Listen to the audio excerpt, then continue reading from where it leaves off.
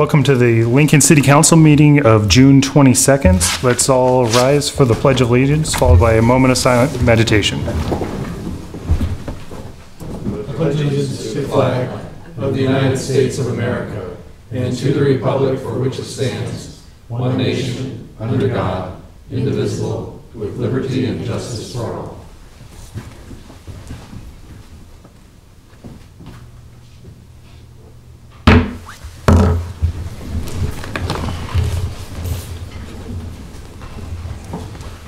All right, in accordance with LB 898, a copy of the Open Meetings Act is posted at the back of the chamber. The order of business of the City Council is as follows. The clerk will call the items listed on the agenda under public hearing. Anyone wishing to speak on an item should come forward after the clerk reads that item. The applicant and those in favor should speak first, then those opposed. The applicant may then make one short rebuttal. Each speaker should begin by stating their name, address, whether they're speaking in favor or in opposition to the item. Testimony is limited to 5 minutes per speaker. After all public hearings, the council will vote on resolutions and items listed under third reading. On the second and last meetings of the month, immediately prior to the adjournment, anyone wishing to speak on an issue not on the agenda for that date nor planned for a future agenda can speak. Will the clerk please call the first item? Mr. Chair, if I may, on first item, I'd like to request that item number 8 be removed from the agenda. Second. Motion made and seconded. I have a question. Is on procedural matters on consent agenda items, is that customary, or what is the appropriate protocol for a consent item?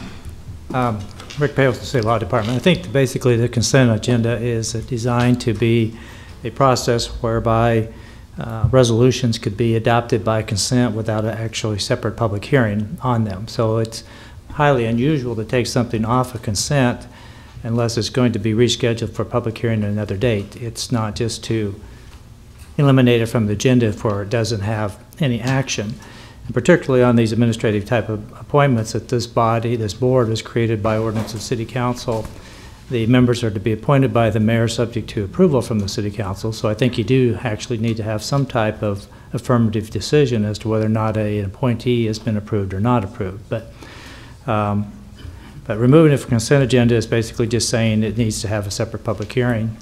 And as a resolution, that is required by your rules that they have 2 separate readings in that case. So I think to be fairness to everyone, it would be probably then continued over to the next meeting for public hearing and action. How do we find out more information? Doesn't the county board also? The county board will also have to give its approval to this appointment as well. Has the county board already reviewed these appointments? Because aren't they a joint committee of both the county board and the city? I don't know the status of the county board. I think some that I've been familiar with is the county acts first and then the city, but I'm not sure if that happened in this case or not. Go ahead. Lincoln Lancaster County Health Department. The county board did review this applicant and did approve him on June 9th as a regular board of action. And Judy, could you tell us a little bit more about the advisory board? This is the Air Quality Advisory Board, correct? This is our Air Pollution Control Advisory Board. This is a board that is set out in not only City Council ordinance, but also in County Board resolution. As you're right, it is a joint represented committee. Actually, the County Board has an ex officio member on this committee as well. It is an advisory committee to our Board of Health, which statutorily is an advisory committee to the Lincoln Lancaster County Health Department. And then we obviously advise the mayor, the city council, and the county board related to air quality issues. Can you tell us a little bit more? What is the makeup of this board? I mean, who is represented on the board? What are the matters that they review and make recommendations to the Board of Health? By city ordinance, it's required to have 4 industry representatives and 5 general public representatives. We currently have 4 industry representatives and 4 general public representatives. This candidate that mayor is recommending would be a general public representative. I can give you the specific names of the committee members and who they represent if you wish. Yeah, I'd be kind of curious to see some of the businesses represented on the board. Sure. Our 4 industry representatives are Wanda Blasnitz, and she represents Bosch Security Systems. Jack Coogan is actually our chair. He represents Zoetis. Deb McGuire represents Lincoln Electric System, and Rachel Warman represents Schneider Electric. Those are our 4 industry representatives. In addition, Phil Nally is the fire chief for Southwest Rural Fire, as relates his role is in relationship to open burning. Tim Plander represents Olson Associates. Cindy Rempe is an employee of St. Elizabeth Hospital, but she represents the Asthma Coalition, and Martha Shulsky is representing UNL. So is there anybody, for example, I'm on the Clean Energy Business Coalition of businesses in the city of Lincoln that care about alternatives, energy sources, and conservation practices. So is there anybody representing those businesses out there on those type of ideas? I wouldn't say specifically this group. This group is responsible, obviously, to advise those things that are in city ordinance related to air quality. So that includes our Title V regulated air sources. That involves things like open burning. It also addresses things like noise. But again, this is an advisory committee that advises the Board of Health. They have no independent authority. They can't levy taxes. They can't raise fees. They can't change ordinance. They can't change resolution. All they are is an advisory committee to our Board of Health as an advisory committee. So how many applicants do you get for when a position opens up, or how long is the term? And the term is for 3 years, and the way it's set is they can serve a maximum of 2 terms.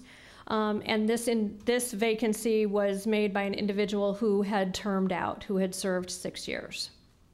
Okay. And how often do they meet? They meet quarterly or as called, so they meet 4 times a year. Can you give me, sorry, I keep asking a lot of questions because is this somewhat unusual for us to object to a candidate that comes before us? Yes. This Air Pollution Control Advisory Board has been in existence for 39 years. It came into effect 5 years after the Health Department became the designated air quality program for Lancaster County in 1971. This board came into existence in ordinance in 1976. I've been with the Health Department over 20 years, and this is the first time I've ever heard that a position's been questioned for this board.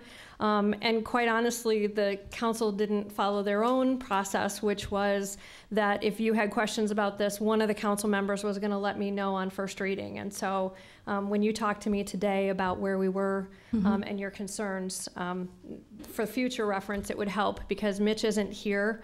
And I think, in the future, he might have wanted to have been here had council let us know that he needed to be here to address the concerns. Point of order here. We're not talking about a hearing on Mitch Payne being appointed. We're talking about right now about removing it from the agenda so that we can have a separate hearing later. Oh, is that what? That's what this is about right now. John made a motion to remove it from the agenda. Is that, I guess? And I took that to be removed from the consent agenda, but not removed from future city council agenda. Correct.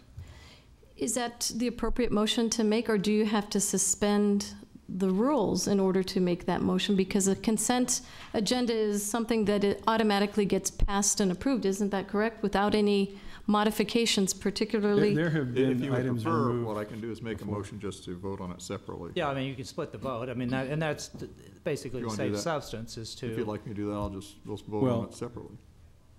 So are you making I another would- I just- motion, or are we okay, going to vote on the if regular it's okay motion? with the seconder, I just make a motion then that we vote on that item separately. Is that the appropriate procedure to do, or is it customary to allow? I don't think we have a good procedure in place. What I would say is that if you take this one off the consent agenda and then you adopt your consent agenda by a single vote, typically, the second item then is up for a vote. But I think if it's not on the consent agenda, by your own rules, it should have a second reading at a separate date for an actual public hearing. So my recommendation would be if you pull it, then it would carry over to the next meeting for public hearing and action. Well, Is that Mr. your- Peo, I think I would differ. We changed to the unified vote because we just had so many of these in the past. We wanted to simplify the measure, put them front, so people didn't have to wait around during the meeting. And that was done several years ago. And so, you know, I mean, it says public hearing. And that's for It consent, but you're says the taking public it, but you're hearing. taking it off consent. There's no public hearing on the consent. The consent is based on your public says hearing, up here, your public hearing is really the consent. record. Anyone wishing to address an item on the consent agenda may do so at this time. This is a public hearing, Mr. Peo. I have a question then. So how does the city proceed if the county board has already approved this candidate for this position? Does it then go back? Still takes joint action from both bodies. Okay, so all right. Can we discuss, I mean, the motion before us as it stands? Just vote on it separately. John, your motion is to remove it from the consent agenda so we can have a hearing on it. I just have a separate vote. You can leave it on the consent agenda, and then we'll have a separate vote when we vote on those. Are you withdrawing your motion then? Well, I'm saying if the seconder will go with that, I'll just, if it'll, sounds like Mr. Peo would be more comfortable, we just say we'll vote on that separately rather than with the other items. I would not like that plan, personally. And Make a motion? Yeah, I would like to move that this be removed from the consent agenda and be put on the regular agenda for a hearing, so Mr. Payne can be here and everybody in concern can be here and have testimony on this. That's my motion. Trent. And I appreciate that, Roy. I think it's vitally important that Mr. Payne be here. I'm not sure what the objections are to Mr. Payne. There are 15 different names of individuals who are being appointed for different positions, and for some reason he has been singled out. And I don't know what that is. Nobody said what that is, and certainly Mr. Payne doesn't know what it is, and he needs to be here to defend himself against whoever is saying whatever they're saying. So certainly that's what needs to happen. Okay, are you seconding his motion then? I will. Okay, so are we, John, are you going to withdraw? I guess I withdraw my motion then, so we'll let Roy's and then Carl's motion stand. Okay, so the motion on the table is to remove this from the consent agenda and put it on for next week for public hearing, in the public hearing section? All right. Any further discussion? Call the roll. Oh, go ahead. I guess I would just add, as a former planning commissioner, that that is a commission where there typically is an interview process and candidates are given a chance to meet with county board and city council. And I guess if there are concerns in this body with any applicant, I would encourage people to contact the applicant prior to the public hearing next week, so that that person can have an understanding of what might be coming next week. It just kind of seems the way we do business in Lincoln. It's courteous and respectful, and doesn't have surprises. There were communications with the mayor's office on this, so it wasn't. All right, I'm talking about the applicant. let's call the roll on the Roy's motion. Lamb, Yes. Rabel, Yes. Camp, Yes. Christensen, Yes. Eskridge, Yes. Fellers, Yes. Gaylor Baird. Yes. Motion carried 7-0. Okay, we will go to the regular consent agenda hearing, and anyone wishing to speak on any of the items number 1 through 26 can come forward at this time. All right, seeing no one coming forward. Vote on items 1 through 7. Let's vote on items 1 through 7. And Do we have a then- motion? 1 through 7, and then items 9 through 10 were introduced by Gaylor Baird. So moved. Second. Seconded by Roy. Discussion? Call the roll. Lamb, Yes. Raybold, Yes. Camp, Yes. Christensen, Yes. Eskridge, Yes. Fellers, Yes. Gaylor Baird. Yes. Motion carried 7-0. Then items 12 through 23 and item 26, introduced by Lamb. So moved. Seconded by Lyrian. Discussion? Call the roll. Lamb, Yes. Raybold, Yes. Camp, Yes. Christensen, Yes. Eskridge, Yes. Fellers, Yes. Baird. Yes. Motion carried 7-0. Move on to liquor resolutions.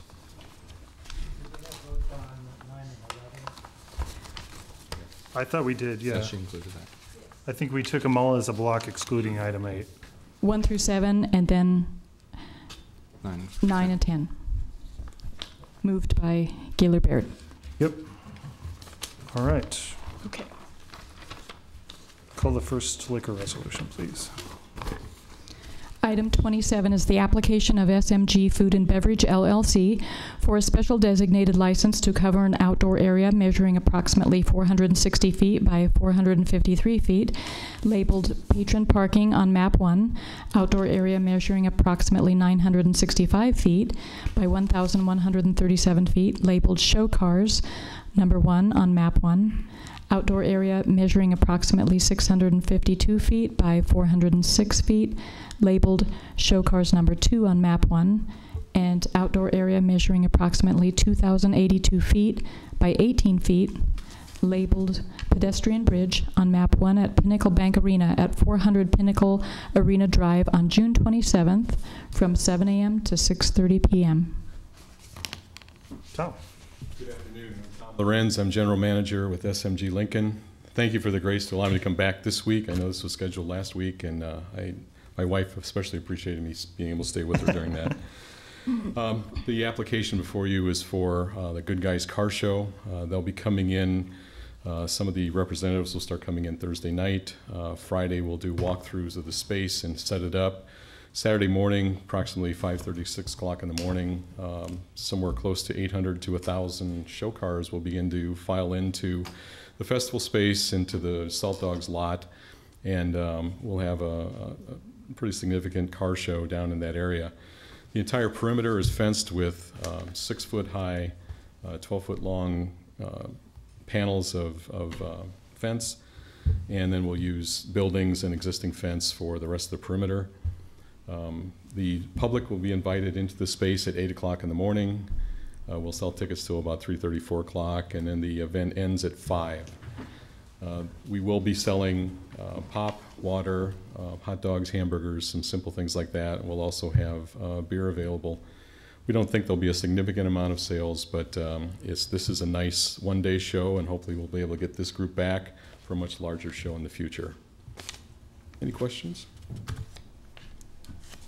Tom, we saw some maps associated with this request of the festival space. Is this layout especially different from other events that you do? Because it is a little bit different because normally we would do something just in the festival space, which happens to be surrounded with a wrought iron fence and some other chain link. Because of the size of the show, we expanded into the Salt Dogs area. So Charlie Meyer certainly is part of this discussion.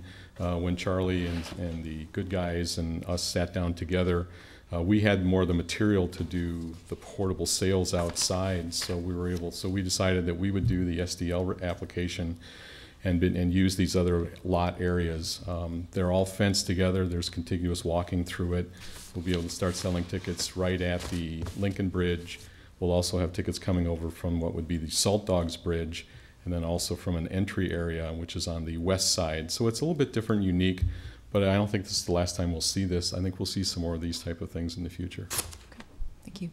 Any other questions for Tom? All right. Thank you, Tom. Thank you very much. All right.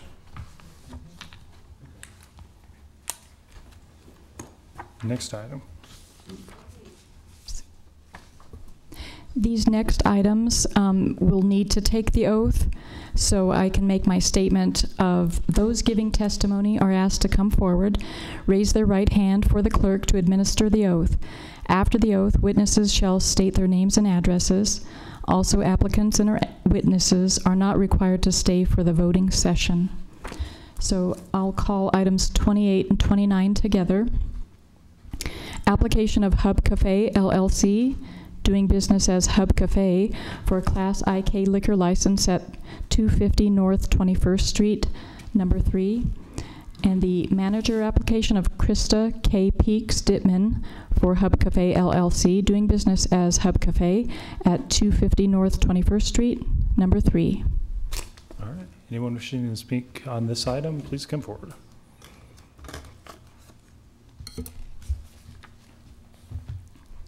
Do you solemnly swear or affirm the testimony you are about to give is the truth as you verily believe it to be? I do. You can state your name and address. My name is Krista Peaks Dittman. My address is 17015 Northwest 70th Street, Raymond, Nebraska. All right, tell us what you're trying to do here. Currently, my husband and I own Branched Oak Farm, and we have a certified organic dairy and creamery on the farm. And part of our growing business plan is to expand our philosophy of bringing local and healthy food into our community. And therefore, we are planning to open this cafe at 250 North 21st Street. It is part of the Jane Snyder Trails building.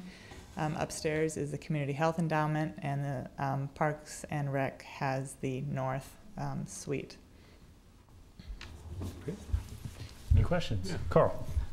Thank you, and it sounds intriguing, so I want to know a little bit more. Lunch, dinner, breakfast, what? Breakfast, lunch, dinner, wow. Probably 6 days a week. We are looking to do delicious and healthy food. The chef we're working with has experience in pastry as well as a lot of vegetarian cuisine, but it's not going to be strictly vegetarian. She has compromised, and we will be able to have some animal welfare approved meat sourced items on the menu as well. I don't know where to go with that, but and the alcohol portion of what you're doing, how does that fit in? So we're going to have a small a few beers and wines available. I think it's going to be a small portion of what we do. In our original purchase agreement, we had to agree to limit that to 40% of sales. Okay. Great. Well, thank you. How soon will you be opening? That's the question. We were originally hoping to be open in August, but we are waiting on our building permit. And so it's looking like September, October. Good luck. Thank you. Excellent. Any other questions? John. And you get to manage this? We have a chef manager, and I'm sure that we will be learning a lot along the way and watching closely as we get established. Good. That's great to see more activity there, and Jane Snyder would be proud of you. She's a trailblazer. Yes. All right. Good luck. Thank you. Thank you. All right. Anyone else wishing to speak on this item? Next item. I'll call together items 30 and 31. 30 is the manager application of Jeffrey L. Cox for CCW LLC, doing business as Who Hot Mongolian Grill at 2525 Pine Lake Road, Suite 200. And item 31 is the manager application of Jeffrey L. Cox for CCW LLC, doing business as Who Hot Mongolian Grill at 201 North 66th Street. Do you solemnly swear or affirm the testimony you are about to give is the truth as you verily believe it to be? Yes, I do. Thank you. Tell us what we're doing here. Change some manager applications? Yes. All right. And any questions? Don't know that he gave his name and address. Oh, yeah, that's right. Sorry. Jeff Cox, 5004 Fountain Drive, Papillion, Nebraska. Excellent. Any questions? All right. Okay. Thanks for coming. All righty. Thank you. Anyone else wishing to speak on this item? Next item. Item 32 is the manager application of Timothy Peterson for Chipotle Mexican Grill Incorporated, doing business as Chipotle Mexican Grill 673 at 2801 Pine Lake Road. And the manager application of Timothy Peterson for Chipotle Mexican Grill Inc., doing business as Chipotle Mexican Grill at 1651 at 1317 O Street, Suite 100. Do you solemnly swear or affirm the testimony you are about to give is the truth as you verily believe it to be? I do. Thank you. Name and address? Luke Klinker, Fraser Stryker Law Firm, 409 South 17th Street, Omaha, Nebraska, 68102. I'm here on behalf of Chipotle Mexican Grill Incorporated and Mr. Tim Peterson today regarding Mr. Peterson's applications to be manager at the 2 locations mentioned. And these are, of course, manager applications. All right, any questions? All right, love your food. Thanks. Thank you. All right, next item. If somebody else wants to testify. Oh, yeah, anyone else wishing to speak on this?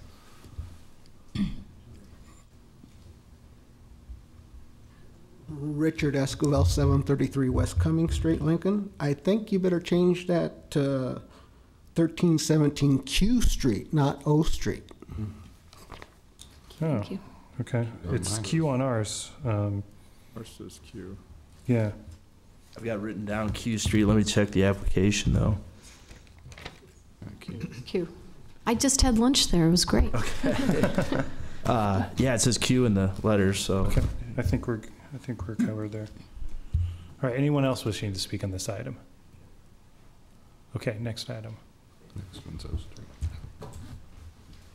And just a reminder that when you come up and speak, state your name and then write it with your name and address on the paper up front. Okay, item 34 is the manager application of Jill M. Robertson for JJ's Lounge, LLC, doing business as The Lounge at 2001 West O Street. Do you solemnly swear or affirm the testimony you're about to give is the truth as you verily believe it to be? I do. Thank you. Name and address? My name is Jill Robertson. I'm at 911 Manchester Drive, Lincoln, Nebraska.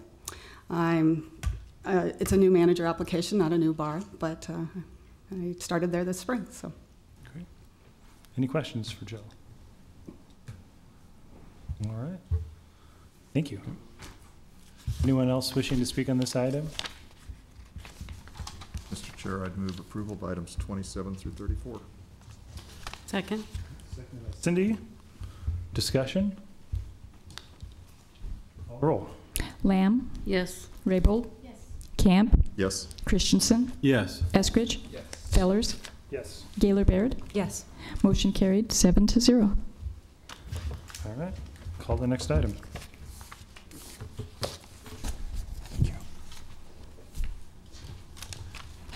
Now we are going under public hearing resolutions. Item 35 is a comp plan conformance 15005, approving an amendment to the Havelock redevelopment plan to add the SSH architectural development project to include the construction of a new approximately 10,800 square foot building consisting of approximately 3,600 square feet of office space and approximately 7,200 square feet of residential space for 8 two-bedroom apartments on property generally located at 6240 Ballard Street.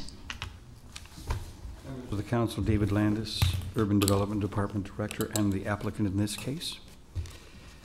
There are 3 stages that one goes through to create a redevelopment project. First is the designation of an area as blighted and substandard, and we'll visit that topic today, a little later. Secondly is the creation of a redevelopment plan for that area. And then the third is the execution of an agreement with a specific developer for a specific project in that area.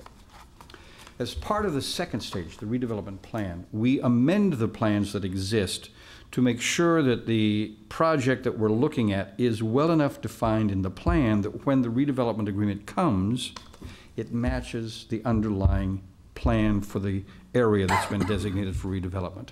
And that's what's happening today here. It's been to the Planning Commission, ruled unanimously there. It's been to the Historic Preservation Commission, and they ruled unanimously as well in support of the project. It is not the project itself today, but it is the amendment of the redevelopment plan area that we're seeking, with essentially a description of a project that we hope to, in fact, cross the finish line and bring back to you. Architect Kevin Hiddle would like to move his architecture firm there. He'd also like to construct some housing on what are now 4 unoccupied lots that he's purchased from Misty's. The project is more than what he needs for his own work, and to do the additional work which he thinks would intensify and make greater use and better use of the space and increasing the tax valuation of the land, he would like the assistance of the city in the form of tax increment financing to do that. This is his current vision and the one that was taken to the historic preservation. As you can see, it's more than a single floor for an architecture building. And this is another vision. It's broken up, by the way, with multiple facades because that rather looks like what Havelock Business District looks like. Smaller individual buildings that have facades. In fact, it's all the same building, but it's meant to look like the neighborhood that it's in. That was done, for example, of the Tool House, one large building, but with 3 separate facades to emphasize its look like the Haymarket. The project itself, when it comes to you, will be about a growth of it'll be a $1.2 million project for Mr. Hiddle. We anticipate that it would bring about $120,000 to $150,000 into play. We are talking about the ways in which that money would be appropriately spent for public benefits. But we find that this plan amendment is consistent with the comprehensive plan, as did the Planning Commission. We think it's a handsome addition to Havelock, and we hope that the council agrees. Mr. Hiddle is here, by the way, and happy to answer the council's questions, I'm told. All right, questions for Mr. Landis? All right, thank you. Anyone else wishing to speak on this item? Okay, we'll move on to the next item. Item 36 is miscellaneous 15002, declaring the VA campus redevelopment area, which consists of approximately 63.5 acres of land and 20 existing structures thereon, generally located at 600 South 70th Street, including the South 70th Street right-of-way, as blighted and substandard. Members of the council, I describe, David Landis, Urban Development Department Director, and the applicant in this case, pardon me. I described that this process has 3 stages and 5 public hearings. One in the Planning Commission for the designation of blight, that has occurred. The council needs to agree, and in fact, it is the council and only the council that can make that designation, which is today. Then there is the redevelopment plan amendment, which goes to the Planning Commission and to the council. And then if there was to be an agreement with the developer, it would come back to the council. So we are early in the process, and this is based on the study done by Hannah Keelan examining the state law with respect to the project area. And this is the area that we're looking at to have designated as blighted and substandard. It is the VA area that we know traditionally, and this is the road area that we have. Those boundaries appear in the blighted and substandard determination study. You need to have elements of both blight and substandard practices to meet that definition under state law. Hannah Keelan found that there were elements present in the state law on both of those circumstances. They include the age of the buildings, the condition of the buildings, the condition of the private streets, the limitation of sidewalks that are there, the age of the infrastructure, and the inadequacy of the size of that infrastructure for the project itself. Those are all elements that are talked about. The buildings and the site started in 1930. It was privately built. It's not a city project in that the pipes that were laid down were done privately. The roads that were laid out was done privately as well. We use apparently vitrified clay for those infrastructure. We haven't used it in 3 or 4 decades since, maybe more. It is not a good substance that doesn't have, the life that of the substances that we use, and probably more importantly, it's smaller than the amount of water that you want, both for the service of the use of the land and, of course, for fire as well. So we have very old pipes, 85 years old, and they're made of the wrong material. The buildings that were built in 1930 would have been built certainly handsomely then, but they wouldn't meet the fire retardant qualities today. They wouldn't meet the electrical standards of today or the plumbing standards. We use new materials now. The buildings aren't being used but for the hospital. They, in a sense, have been chained and closed since 1998 and getting older and less used with no maintenance in the intervening time. And if you were to go through the buildings themselves, you would see conditions like this. Certainly there are some in the study, but I asked for some more of the property just so you could see what being inside the buildings would look like. This would be an example of interiors of the building. That's a roof, or a ceiling rather. This is a floor. This is another roof. By the way, with the rains that we have and the conditions that we have and that there is no maintenance, this doesn't heal itself. It's going to get worse. Mr. Landis, could you identify Inside these which structures. buildings these are in? What's that? Could you identify which of the campus buildings these are in? This is in building 8. Building, oh, let me just see if these are marked. This is the hospital.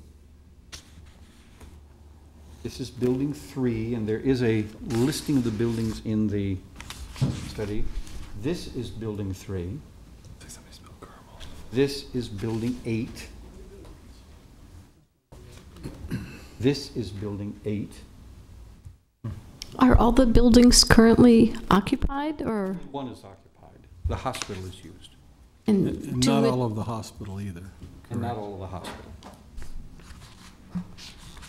These buildings are empty. This is also building 8. The exterior, this is a close-up so you can see what the condition of the buildings are, or some of them. But it's not alone. It's not that we found the ugly window and then took a picture of it and the rest of them alike. If you were to look at all the windows, they generally share this look. Which building is that? It's just that you get to see, I'll see if it's annotated. This one is not annotated. This would be the same conditions but further back. The masonry itself is in disrepair, as you can see here. So it has no central air if I see all those window units? Buildings in 1930 were not constructed for central air in that lot. Well, This is some most wood, of which the is building has deteriorated. central air. There's some other offices that they had auxiliary. And those are- Perhaps in the Haymarket district where they Let might him- have central air in an older Let's let him get building. through the presentation, then we can ask questions. Here's some deteriorated wood and the footings of the pillar deteriorated. There used to be a fence across here. It's gone. As you can see why it might be gone if you were to take a look at this. This is the roof of one of the buildings that's there. This is a little bit more close-up on some of the masonry that's there. This is some of the road ways that are there. This is another part of the roadway that's there. And this is another one of the buildings that's unoccupied currently. A majority of the buildings are deteriorated or dilapidated. Almost all of them are older. It is situated, however, on a relatively beautiful campus with mature, gorgeous trees. If one could build a mansion on that property and keep the land and the trees, you would have paradise. But the buildings that are there are not, are closed, they're empty, they're getting worse, and they're deteriorating. And there is no hope in sight that they're going to be other than that, but for the market stepping forward and with the assistance of the tool that you would be authorizing the consideration of today. That's not going to change. Even the VA, which can't sell the land for park purposes, let's say, because it's held in trust for veterans, which is why the eventual project would be a 75-year lease. This land is not going to change purposes. It's going to be VA property, and you can see what the VA is doing right now with respect to the property. To make things different, we take this step and basically say this. Somebody would like to build a house on this location. And the question is, are we allowed to buy a hammer? Because the TIF is a tool. And in fact, if you don't like the eventual project, which is well enough known that there certainly is opposition to it now, questions about drainage, questions about the loss of mature trees, the location of the parking, the location of some of the buildings in their approximation to the neighborhood and their scale are all open issues around which the neighborhood has serious concerns, and I would expect to hear from them today. But the question today is a factual question, and you may not think that that's blight. We would have a tendency to think that's blight and that's substandard. We wouldn't want to live there ourselves, and the VA doesn't want anybody living there, which is why the buildings are chained closed. But what happens today is we decide that the statutory definition has been met. If that decision is yes, it allows us to use a tool that does not otherwise exist without that designation. And if you don't want the project, it's a great place to kill the project, which is to say you can't buy a hammer.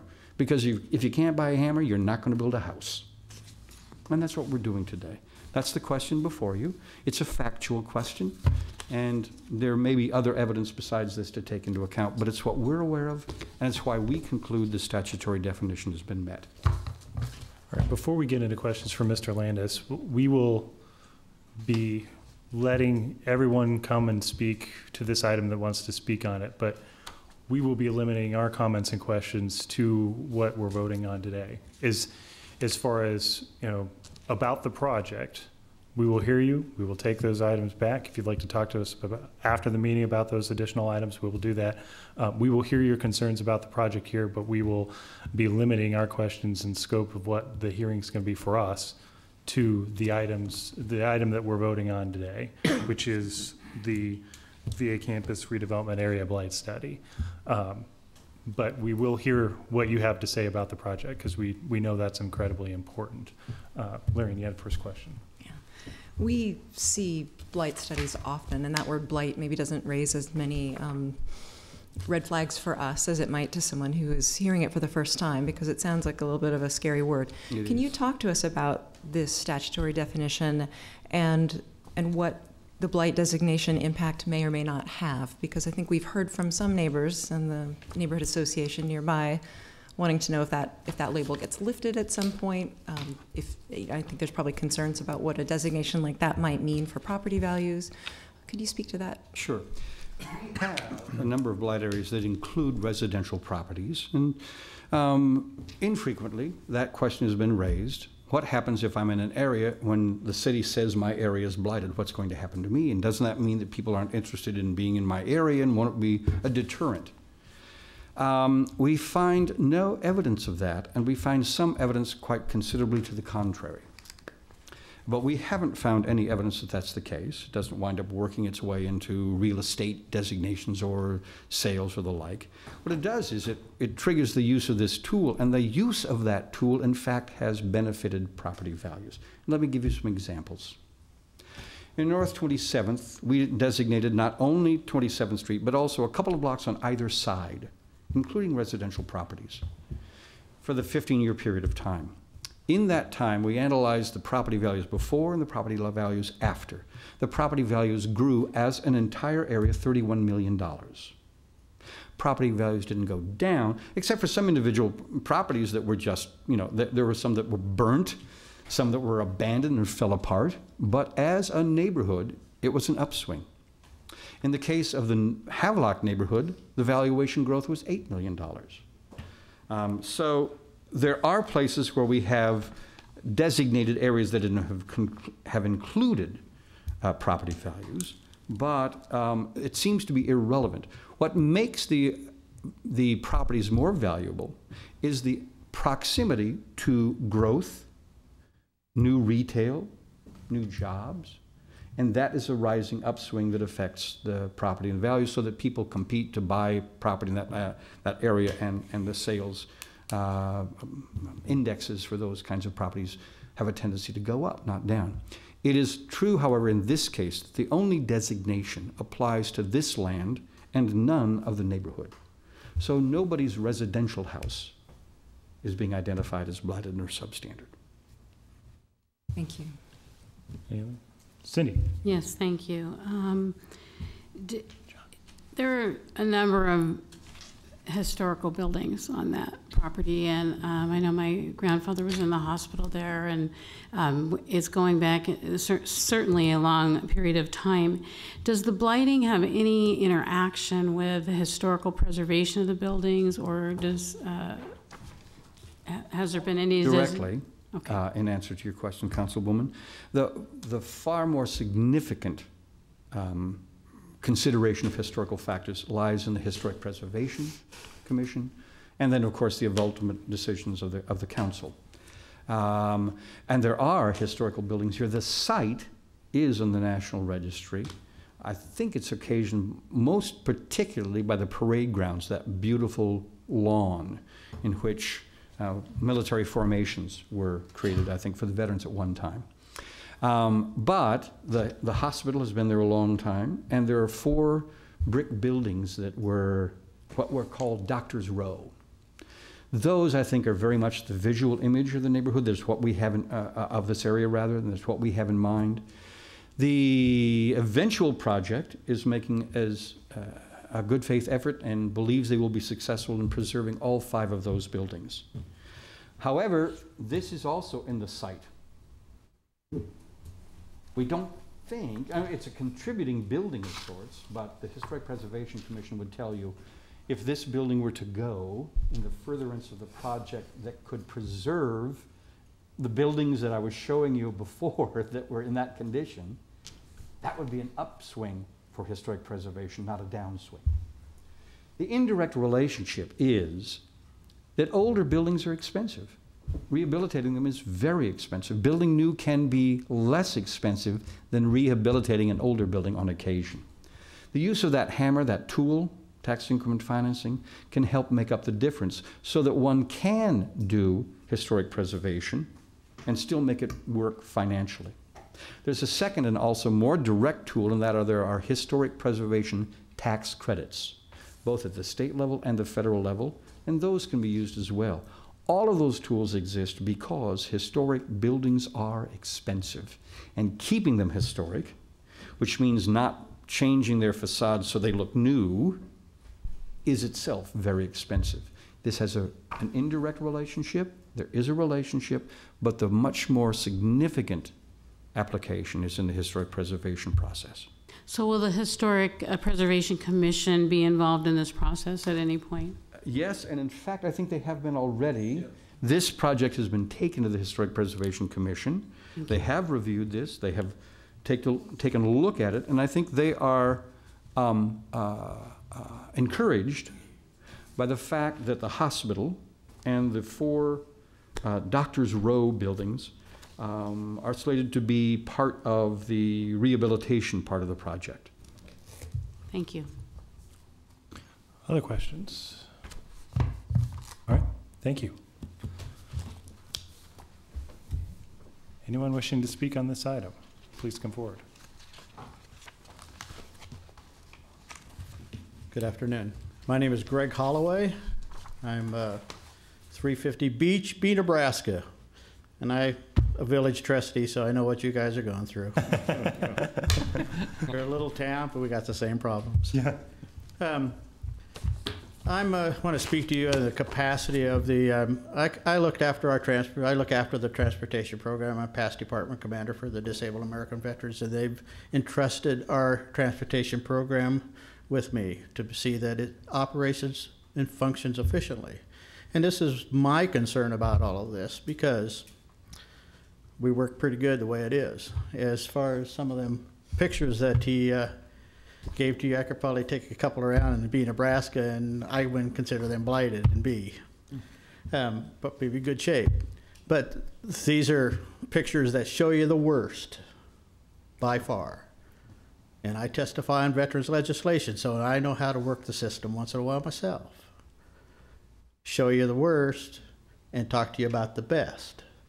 Now, they're talking about this being blighted, and that's one of the big concerns of the veterans is, I've been walking through the doors of that place since September of 1969 when I got out of Vietnam, and this my only treatment I've ever had was that medical facility, and they've done good by me. And this building is still a good building. What we use, it's the federal government that has neglected it, not the veterans, not the city of Lincoln, not the Lancaster County, it's the federal government. And if another entity could come in and repair this, why can't the federal government? We're letting them get away with the not taking responsibility for their house. And we're taking on that responsibility through guys. I encourage you not to designate this a blighted area. For the main reason, maybe we can force the hand of the federal government to come in and do what they should do. Look after those who they are responsible to look after that fought the war. I'm a twice wounded combat veteran myself. I love the care I get from the VA hospital, and I am concerned about what's going to happen to the care of the veterans in this community. There's a lot of veterans in this community bringing a lot of money to this area. I don't have the numbers in front of me, but you'd be amazed how much money service-connected disabled veterans bring into this community right here. So we are an important factor in all this, the veteran itself. We're not talking about the veteran in any of these issues. We're talking about the buildings. The veterans are the building. It's our life. We love it. And we want it treated right. So I'm here. I'd be remiss not to speak my mind and tell you, I encourage you not to vote for it. Odds are you will, because you want to do what's right and what's best, or maybe what's best, maybe what's not right in this case. Think about it before you do it. Look at the ramifications of what these issues are. Your grandfather was cared for this building. I've been cared for. There's other veterans out here that feel the same way as I do. So I'm just up speaking my mind. I would be sorry if I didn't. I appreciate you listening to me. And if you do have any questions, I've been involved in this a lot. I know I'm the vice president of the Nebraska Veterans Home Board, deeply involved in moving the Grand Island Veterans Home to Kearney. You want to talk about a fight that we've gone through to take care of that. And I've been in the middle of that fight 100%. So I know what's going on. Still would not say that 126-year-old building in Grand Island, Nebraska is a blighted building, though. I bet if they were, I don't know if, I don't have the figures or the numbers on when the last inspection, government inspection, but I bet there's very few deficiencies in the Lincoln VA Medical Center. The parts they use. Those ones that are laying abandoned, they don't use anymore because the federal government has cut back so many procedures at this hospital. There's no need for those. Take them. Build something nice. Make more parking. You know, what they want to do with this at a very, very small building with 400 parking places for a building they want to build for us by taking this away from us, it's not going to be sufficient and efficient enough to take care of the veterans in this community. There's a big catchment area, Lancaster County is. I was a county veteran service officer in Lancaster County too, so I know about everything, all of it. I'm one of the old guys. So thanks for listening to me. If you got any questions, I'll answer them. I don't know if I got the right one, but I'll give you one. Thanks for your service. John. Yes, Ms. Oliver, I appreciate all you've said. I think I've walked the halls with you before. We have. Yeah. We're just dealing with the blight issue today, which is a precursor to providing some economic ability to do some things. And so I hope you will follow this and be back for some future hearings. As you're aware, the federal government has said they're going to build another medical facility in Lincoln, and I believe they've got proposals out, and they'll make a decision by the end of the year. And so understanding your concerns, and I share those with you for the veterans, it's almost like they're two parallel issues.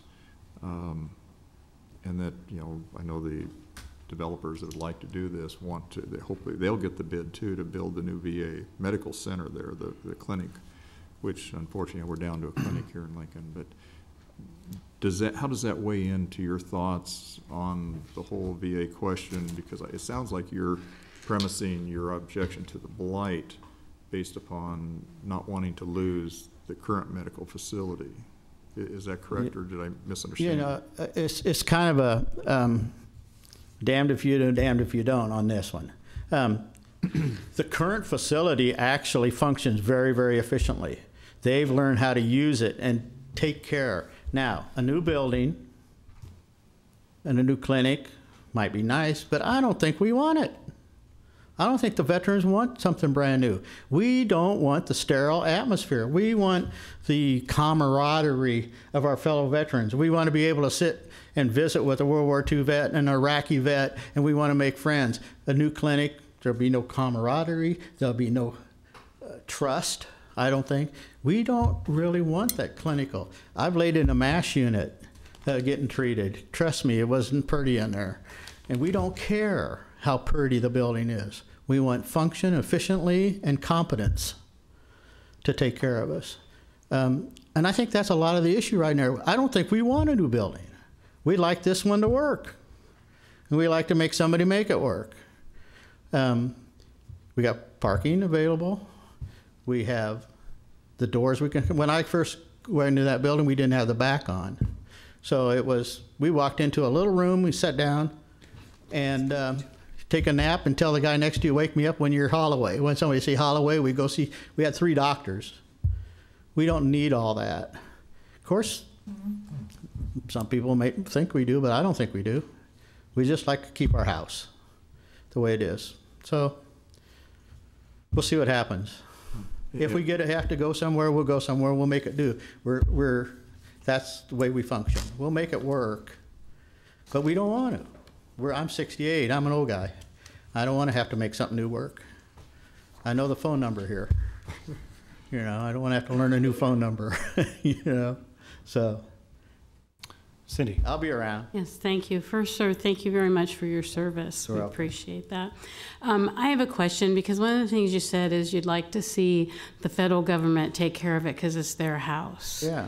But it's fallen to this level of dilapidation at this point, the various buildings. So how would you propose we do that? I don't know. I wish I had that answer. So what do you think will happen if we don't blight it for redevelopment? It'll probably stay just exactly the way it is. But you know what? I think most of us in the room are okay with that. That's the problem, maybe. And I know the seniors, senators need a place to be, and I know that more than anybody. And I want them to be able to work, and I want to be able to coexist and function efficiently. But I'm just scared to death it's not going to work the way they have it, because nothing's. Once they start digging a hole and saying this is where the clinic's going to be, then I'll start trusting them. Yeah, that's my problem. Thank you. John. If I could follow, Mr. Holloway, as I understand it, though, the question of the new medical clinic is something that's in the federal's hands, and they've said they want to go that direction. Well, yeah, but where are they going to put it? Who knows? Well, that's true. And I'd be honest with you, I don't trust a couple of the companies that are involved in this. And I assume on behalf of the veterans, you have talked to the federal people talking about the changes. We have been. I have. I know I have. But like we say, we don't trust people very much until that shovel's in the dirt, or at least the stakes with a string strung around. It'll help us a lot to know where it's going to be. You know, and right now they're double talking us. You know, they're coming with a hearing. They had no definite answers. Not one definite answer in the hearing we had at the Vets Hospital. So we don't trust them yet. So that's why we're arguing it. Thank you. Thank you. Thanks for coming forward. Anyone else wishing to speak on this item?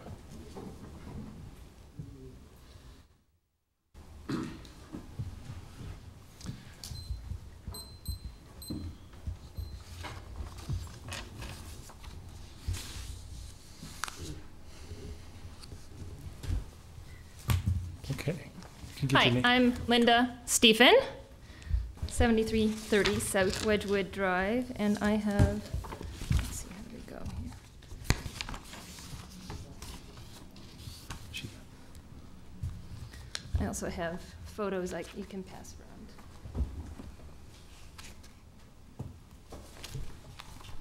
And I would like to address the issue of blight today. First of all, thank you all for your service. I've lived in Lincoln for 10 years. I moved here from out of state and from out of the country. I am so proud of the city of Lincoln.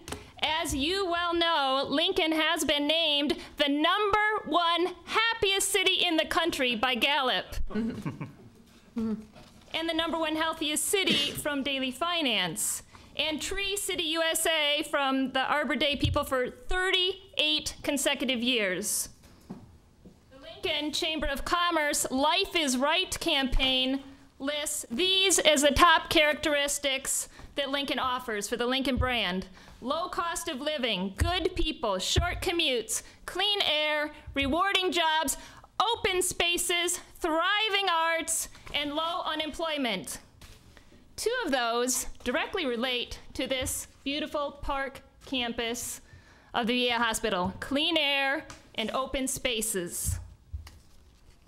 On the Lincoln Comprehensive Plan, which is on page 3 of that fact sheet that was attached to last week's agenda, it cites the city land use plan should, quote, take steps to ensure expansions are in scale with the adjacent neighborhood and properly screened.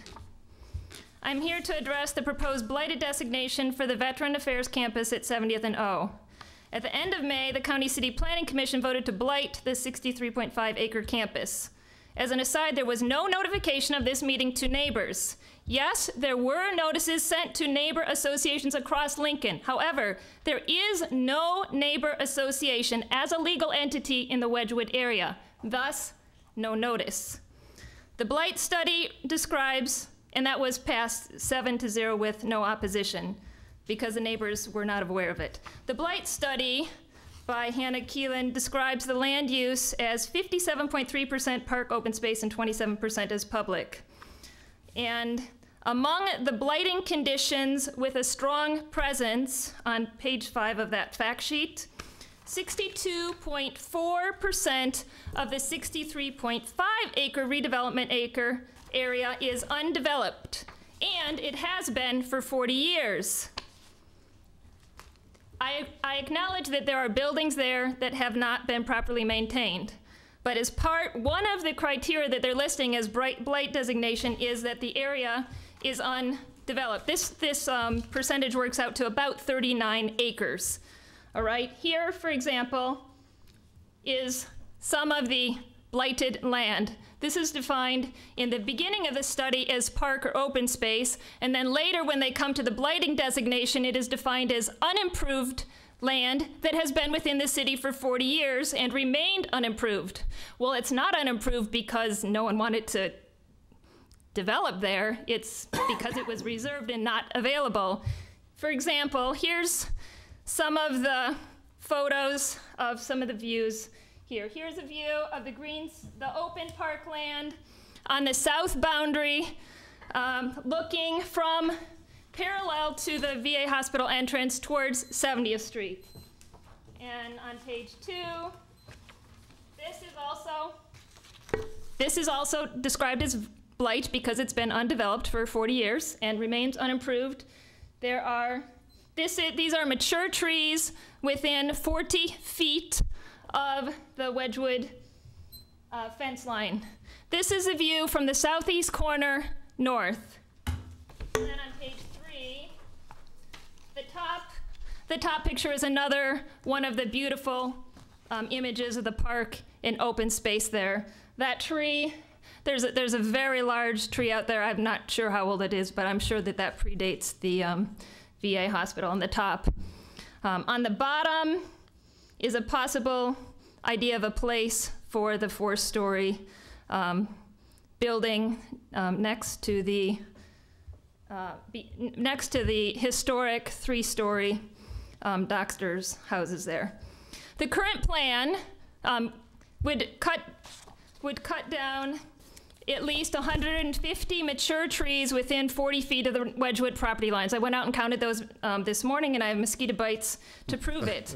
And it's not exact because I was in a hurry to escape the mosquitoes. And about 280 mature trees in the area where the parking lots, medical office buildings, 4-story apartment, and 3-story. Is that my time? No, you have 1 minute. We'll go. The definition by arborists of a mature tree is 9 inches in diameter. Many of these trees are 29 inches in diameter, and that's not counting that 100, 200-year-old tree over there. So my question is, are areas with mature trees blight? Do they offer any economic value? A number of research topics in recent years have looked at the value of trees to cities and people on health. Trees give us air quality, improved water quality, less runoff and erosion, reduced air condition needs like by 30%, savings on heating costs 20 to 50%, carbon storage, etc. Economic and property value. Estimates between $1,000 and $10,000 per mature tree. Or other studies show increasing property values by 10 to 20%. Granted, this is not on my property, but the value of these mature trees do, they make our area why people, one of the reasons that people choose to live there. Happiness value in trees. I'll give you a couple seconds to wrap up and then we'll go to questions. Quick, okay. Happiness value of trees. Long-term study of residents found that people who live in urban areas with more green space tend to report greater well-being. Lincoln is #1 happiest city in the country. All of our open spaces, green spaces, I believe, are a contributing factor to that. With the current plan, lack of screening and necessary cutting down more than 150 trees will negatively impact these benefits. To the city of Lincoln, air quality, water quality for all, and in particular the property value and happiness of the neighborhood. Okay, I hate to cut you off, but I want to be respectful to everybody else that's here to testify. Does anyone have any questions for Mrs. Stevens? John. Thank you, Ms. Stevens. Would you identify again where you live in relation to the campus? I know you said on, I believe on Wedgewood Drive. Or yes, I'm near the corner where we're not talking about the development, but where the 4-story apartment building is supposed to go up. Southeast corner. So, excuse me, the southeast corner. And in truth, we've already lost a number of trees there because of the pine beetle. So from when I moved in 10 years ago, the screening has changed to the left, to the west of me, but it remains to the right. It looks like a forest out there, as you see. Thank you. I would just suggest stay in touch with this situation. Again, we're just talking about the blight tonight, Yeah. but you addressed very well, though. And thank you. so my question is, should Pioneers Park be blighted? That's not what's addressed here, but should our beautiful open spaces be blighted?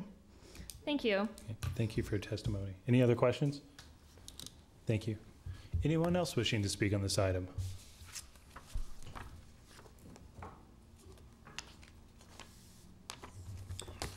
Richard Esquivel, 733 West Cumming Street, Lincoln, Nebraska.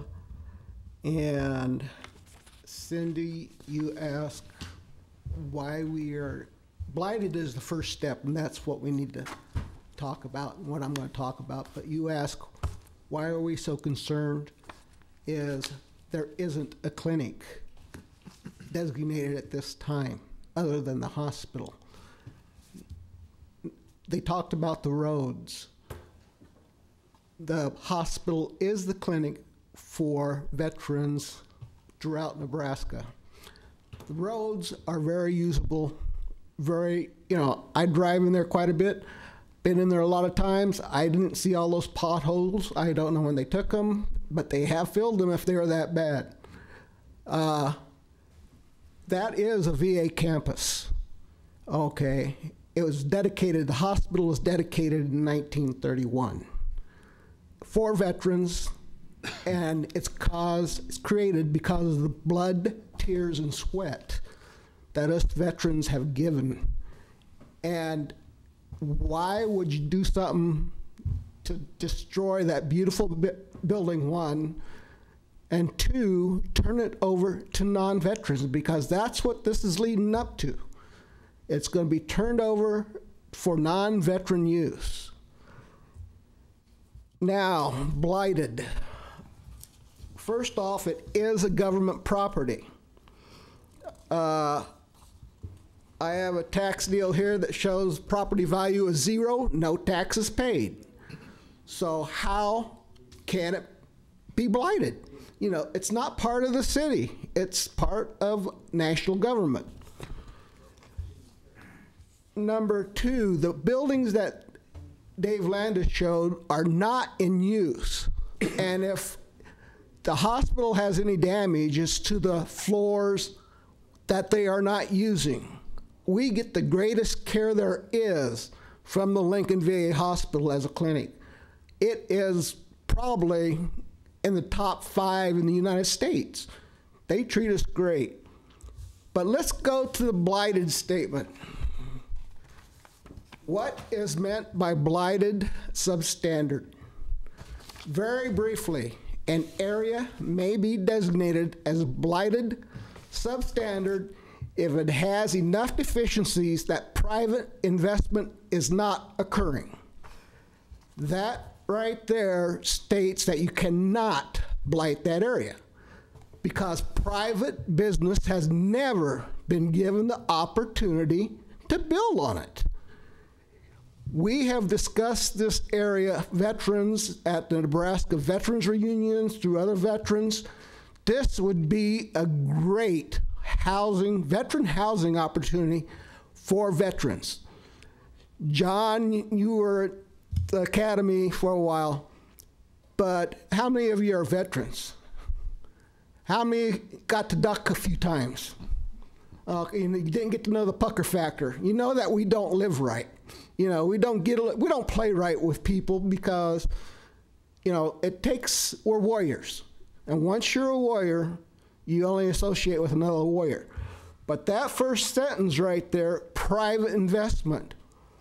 Why would you blight it when I haven't been given a chance to build a home there? You know, so how can it be blighted? Has a predominant of buildings that are dilapidated or deteriorated. The hospital is not, and that's the only building being used. The hospital doesn't qualify there. Has population overcrowding? Not. 1 minute. Has conditions that endanger life or property? Not. Has a combination of factors that are conducive to ill health, transmission of disease? Not. Is it detrimental to public health, safety, morale, or welfare? Not. Includes a substantial number of deteriorating structures. Well, they're not used. That's the VA's responsibility, not the city of Lincoln. And so you can't include that. Has defective or inadequate street layout? Not. It has a faulty lot layout in relation to size, adequacy, accessibility, or usefulness? Not. Has insanitary or unsafe conditions? Not. And is experiencing deterioration of site or other improvements of what is used? No. Has diversity of ownership? Federal government?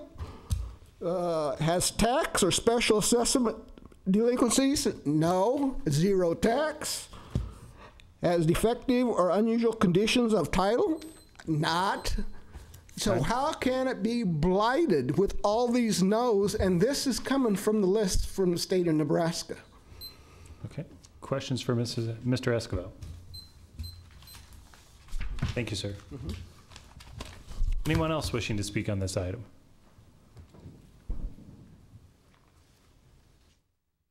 If you're going to speak, we'd love to have you come down.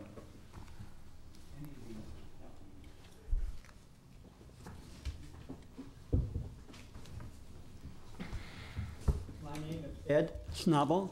I live back up. I'm across the street from the hospital. My neighbor, her property backs right up to the hospital. I'm across the street at 7317 South Wedgewood Drive. And I am a veteran, and I do get my care out here. And I've lived in a neighborhood for 52 years. So I've seen the whole area. When I moved out there, St. A's wasn't there, East High wasn't there, 70th Street was a blighted street, it was two-lane blacktop. Old Street was blighted, it was two-lane blacktop. So don't talk to me about blighted. I'm just gonna go through some of these photographs that Mr. Landis had here.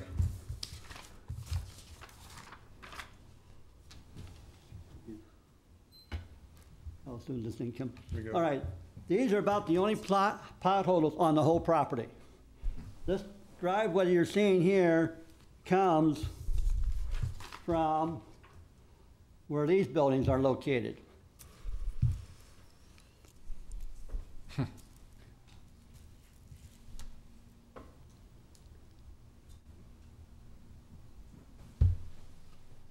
I don't think he can see them. Oh, yeah. Is this monitor up on there? Okay. Yeah. Now it is. These garages here are behind the nurses' and doctors' quarters. That roadway that has the blighted there only serves that parking, that garages. This would be a typical condition in any street in Lincoln. Don't call that blighted. You ask what building this is? This is the back door of the boiler room in that area.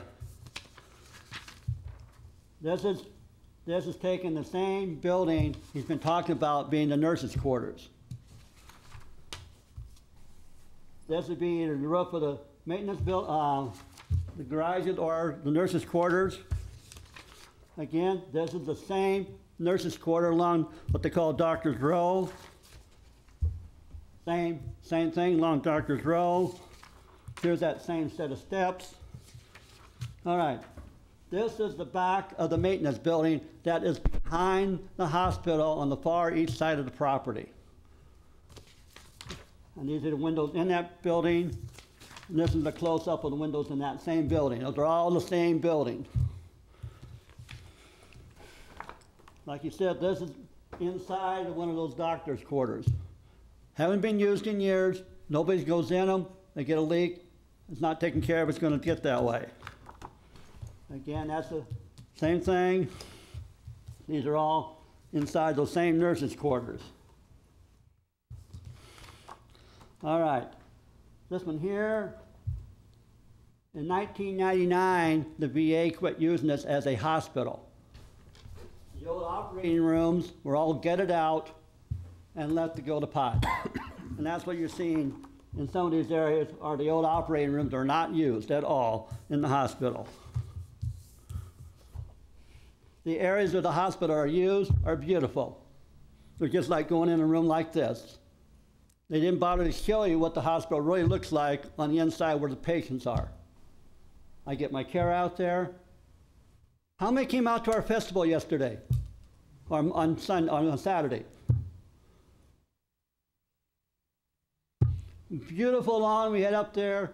We had 5 bands playing all afternoon. We had a welcome home event for the VA in the auditorium. This is a place of solitude for the veterans. That's why we like it. They feel at peace out here. I'll be glad to answer any questions for you. Questions for Mr. Schnabel? John? Yeah. And I met Mr. Schnabel there at the, Schnabel, isn't it? Schnabel. Schnabel, thank you, at the presentation a week or so ago. Again, we're dealing with the blight today, and you bring up some excellent observations. I know exactly what you're talking about inside the clinic and all. I guess the blighting is a precursor to then to see if there's a redevelopment agreement. How do we address the fact that the federal government is looking at the VA new medical center separately? Okay, back in 2011, this was called an in-use lease. In other words, at that time, the lease agreement would build the new clinic. The money from the lease, they were looking for $25 million to build us a new clinic. When Obama signed the Veterans Freedom Care Act here last October, the two things separated. The money for the new clinic is over here in this hand now. Has nothing to do with the money from the VA lease. They're totally separate. So you can't put the two together anymore. Omaha, which actually has control over us, would like to have a new clinic out on Interstate 80. Because it would be easy for them to get in and out of Omaha to Lincoln and back without coming into Lincoln. The veterans that use this clinic come up from southeast Nebraska, northern Kansas. They don't come in from Omaha. So, but Kansas being built on site are slim to none. And that's talking with the administrators out there with the VA. It's in Washington's hand. And why there's this timeline is, as of the end of September, the funding to build this 4-story building goes away. The fiscal year stops the 1st of October. So they're not a shovel in the ground. By the end of September, they lose their funding to build that 4-story building, which is supposed to be for the veterans. So if it goes away, everything else can go away. That's why I asked you to slow down. You all have letters from me that I had sent to your office, I take it. If you slow down the process, we're not against redevelopment. We just want reasonable redevelopment. Something we're involved in. In November of 2011, there was an article in the paper. It says, we are now going to go out and talk to the neighbors. When did they first talk to us? John was there. They talked to us last Tuesday. 4 years down the road, they could have come in, talked to us, showed us their different plans, and said, what will work for you? If they would have talked to us, there probably wouldn't be any opposition at all. Right. Mr. Snubble, if this council, well, let me rephrase it. Is there anything this council may do or not do that would have any impact on the VA and their decisions? Yes. If you do not approve this now, put it on holding for 7 months, that would make the whole thing wait until the VA makes their decision and announces it in December. Because then maybe the veterans high-rise can be located next to the new clinic. Because if the new clinic's not on this site, all the veterans living out there are going to have to be transported to the new site. When they're talking about services to the veteran, they're talking about meals, not medical services. I got that straight from Mr. Olson, or Olson developers. I said, nope, it has to be where it is because we're going to serve meals out of the south end of the current hospital. That's the only reason why that building's going to be at that location. So if you vote no, it slows down the process, which will allow the VA to finish their. So we know what they're going to do before we do this. That's all we're asking. Does that answer that? Yes, it did. Thank you. Any other questions? Thank you for your time. Thank you. Anyone else wishing to speak?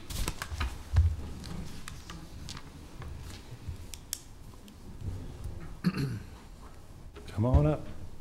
Coming up to complain or nothing like that, but my name is Dave Connolly. Do I need to sign in here?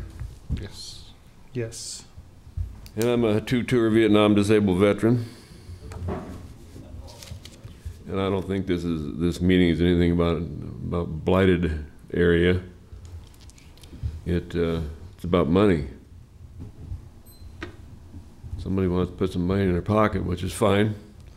That's allowable once in a while. None of you came out to the music festival, huh? Saturday. I was in Broken Bow. That time you would have had an opportunity to come out and at least tour part of the buildings. If you would have been in the auditorium to see what kind of care that had been taken. I mean, anybody can take a camera and go take pictures of the worst thing out there. Give me a camera in 30 days and the keys to the city county offices building, you won't even want to go back to work the next day. So, I mean, it's all about that. It's about the money that somebody's going to make on this thing. The buildings that aren't being used aren't being maintained properly, but the ones that are being maintained very well.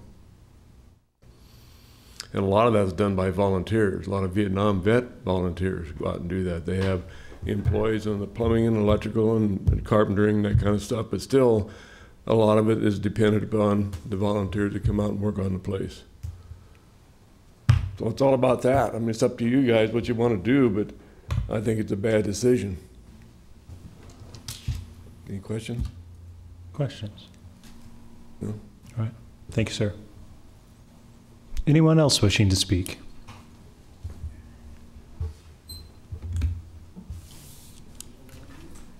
My name's Galen Young, 820 West Stockwell. The only thing I would say before you make your vote is take a short trip out and take a look for yourself to see if it should be blighted. Don't go by pictures or say so, but just take a look. It don't take long to go out there. I'm against it, just want to say that. I'm open for questions. Questions for Mr. Young? All right, thank you. Anyone else wishing to speak? Please come forward.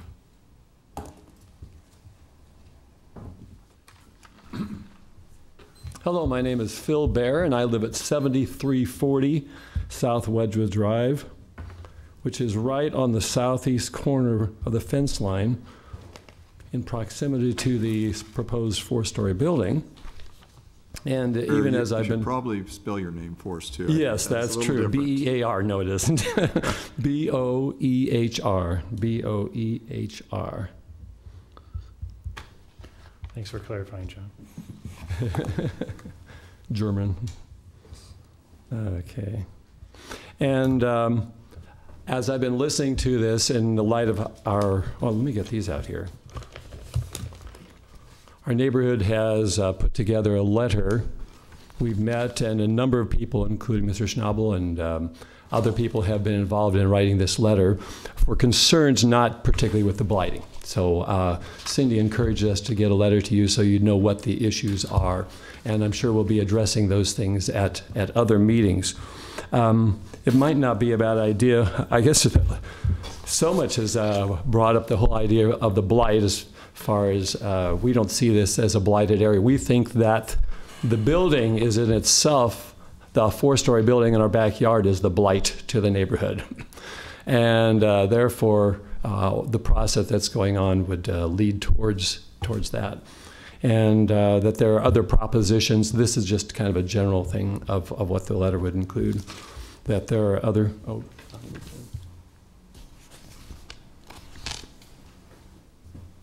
And so we have a list of concerns. Part of our concern was that we didn't hear about things soon enough, and that was addressed a little earlier. The other concerns are listed in there. We know that a lot of it is driven by the desire to have the money for the vets property. I was kind of interested that we had veterans coming up here. I was assuming that there would be, the veterans would be saying, well, we would like the VASH housing. I was thought, but if they want more the open fields and stuff like that, that would definitely tie in with the blighting of the area. Because if you blight it, that's within the process of the development. And if they do not want the development, then this is one time that they would address that to stop this. Of course, that would answer the question of the four-story building. If there's no development, that would take care of that. Just a few pictures here. I went to some of the places, just briefly. This is about 40 feet from the property line. This is a view from the corner, except you have to go up 4 stories, and this is a yard you'd be looking into. Okay, so what I'm saying, that the proximity of the property is really right there.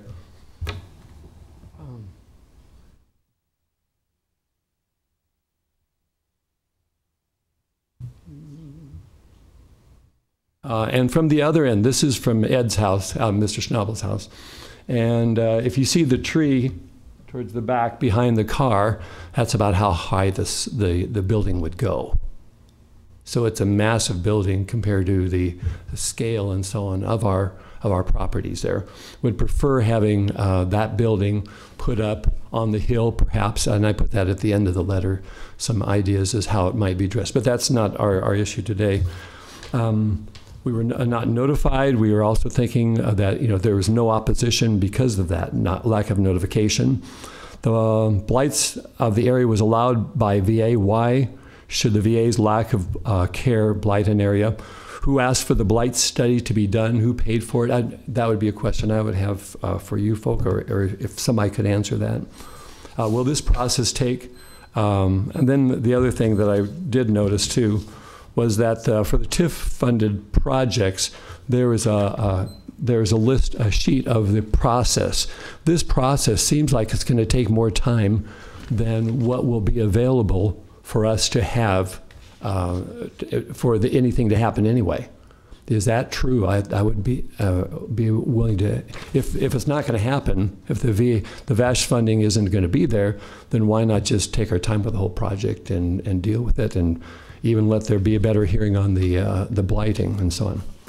So thank you very much, and we'll look forward to seeing you later if things continue. Questions for Mr. Bear? All right. Thank you for coming up. Anyone else wishing to speak on this item?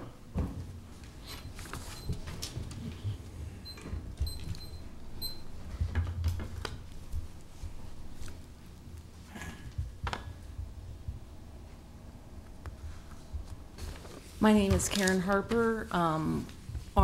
We live at 7320 South Wedgewood Drive. This was our first home that we have ever owned. We bought it. One of the reasons we bought it is because there was no neighbors behind us. It was very nice having that open, beautiful view. We added on to our house maybe 11 years ago, thinking, okay, we're gonna stay in this house, so instead of moving, we're gonna add on. We have had several people at our house, family, friends. You know, I've had meetings at my house. Every single person who has looked out our backyard has said, what a beautiful view we have. Never once has anybody said, oh, that's a little, you know, that's ugly, that building's coming down, you know, should be come down. Not once. I don't see any of the pictures that were shown. Those are all out of behind other stuff. It's not pertinent to the views. It is just a very beautiful area, and I'm concerned about the amount of trees that will be taken down, what's going to happen to that area. I agree with everything that the people have said before me, so I'm not going to reiterate their points. It was stated that there was no opposition to this study that was done.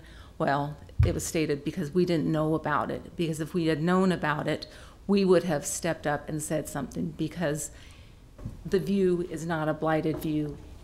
I just think that was very disproportionate to what those grounds hold. The VA hospital is a beautiful hospital. I've been in there several times. Never once have I had any problem with the roadways.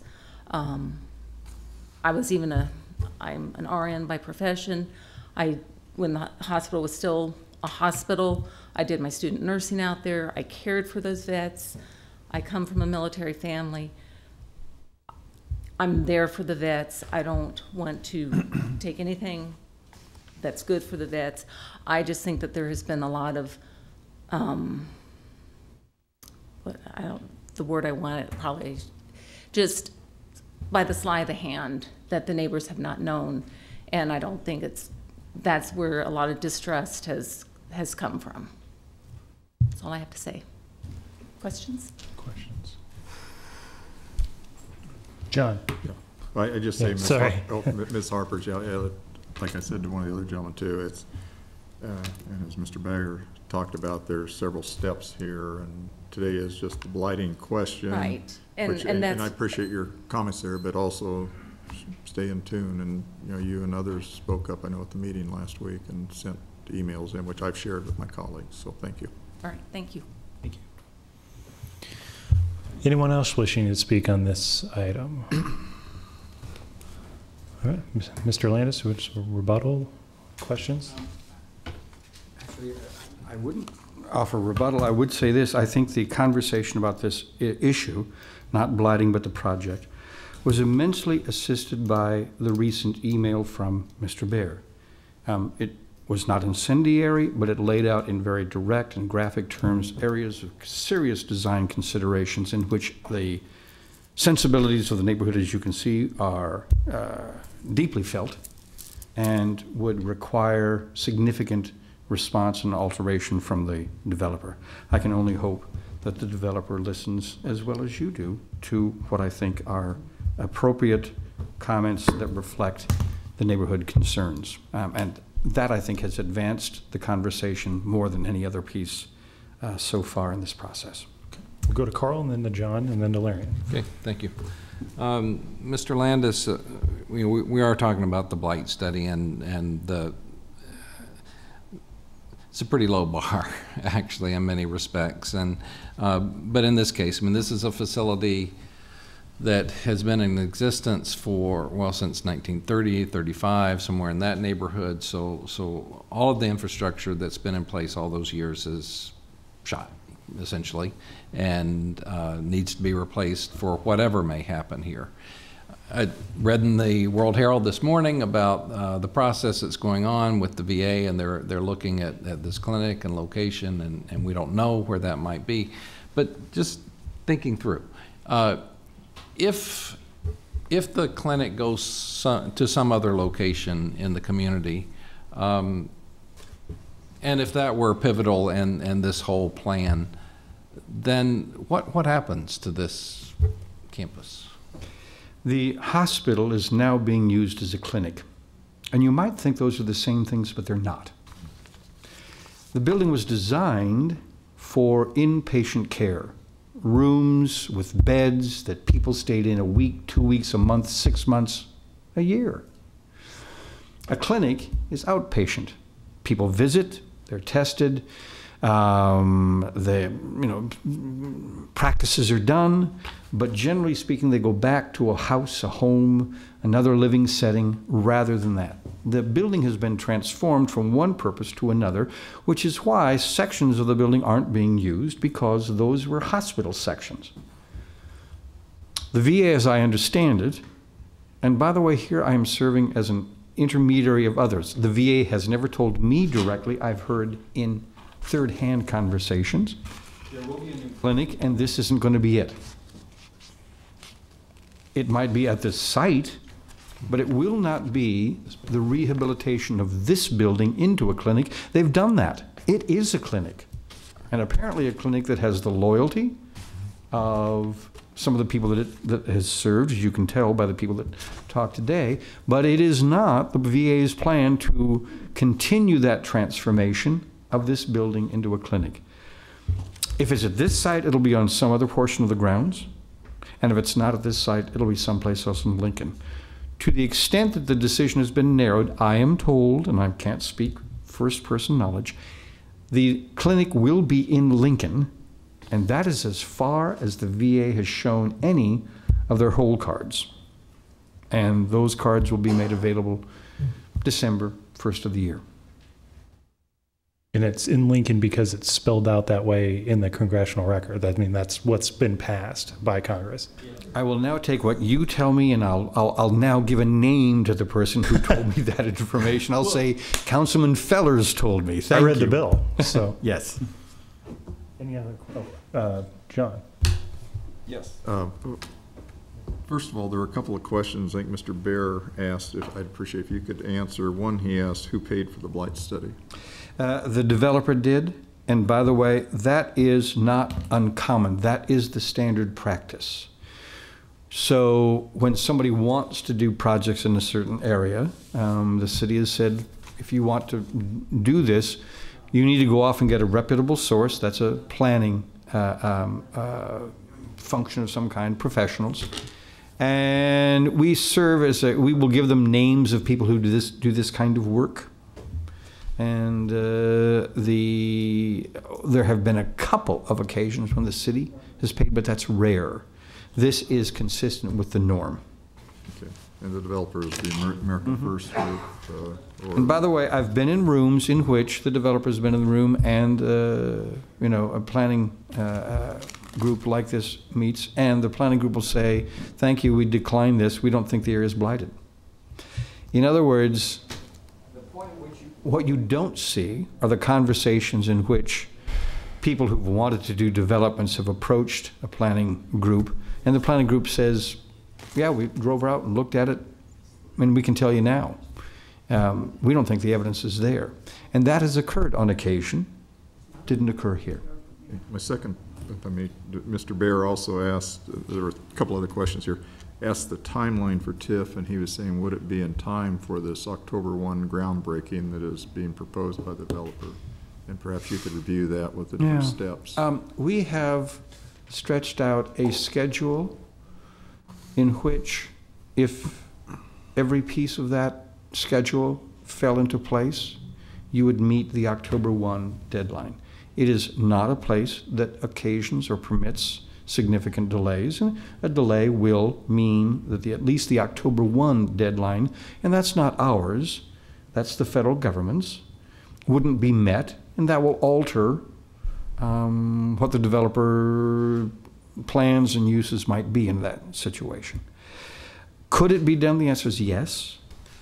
But it would be, even if, starting today, by the hair of your chinny chin chin, or maybe my chin, because you have a bit more hair on your chin than mine. But it would be a very close piece.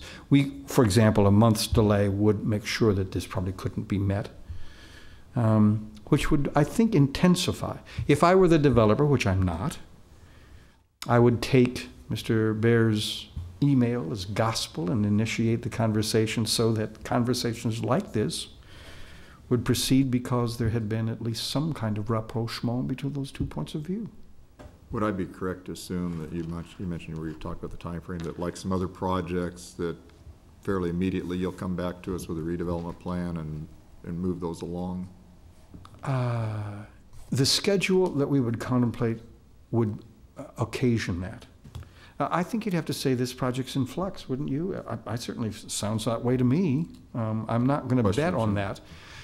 So I can't take the step of being the developer. All I can say is that in the interaction with them, we've divined a schedule that would allow us to cross the finish line, but it's one that does not brook delays. Well, I think just for everyone's information, I believe the October 1 deadline that's a deadline when the Housing Urban Development, federal HUD, has some housing vouchers that would expire, and those would provide about $1 million for veterans to use in the project. So that's what's rather hurrying that date anyway. Doesn't mean, that'd be $1 million that wouldn't help the economics of it. And then, of course, the decision on the medical center is not till the end of the year. So there's these two different time tracks. Finally, Mr. Schnabel asked, oh,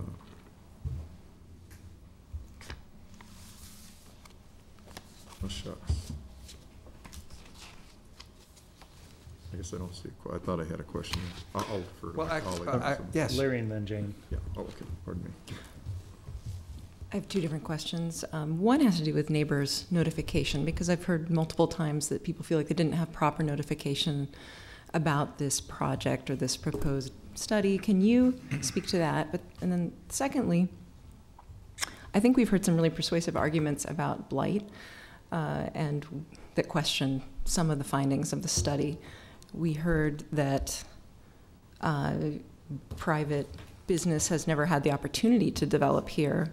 So I'd like to hear what your rebuttal is to that argument, and also that this is undeveloped, the percentage of undeveloped land as a justification for blight, when in fact this undeveloped land is pristine and with mature trees and adds quite a bit of value to what has this site has been about for many decades.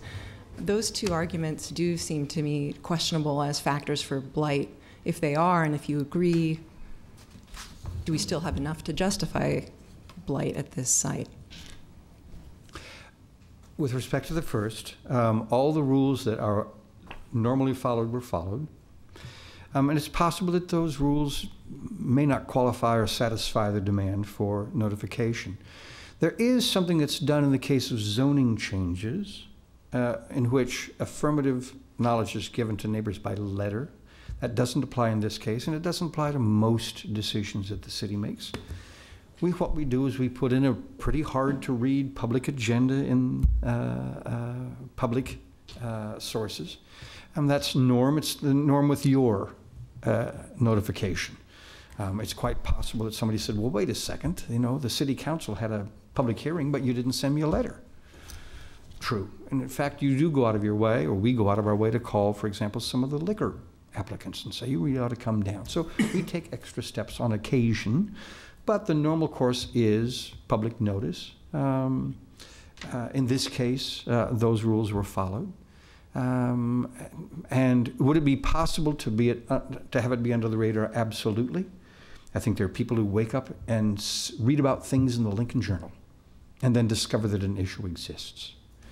The kind of notice that's necessary to give actual notice to all of the issues before the city council, to all of the potentially affected parties, would be immense.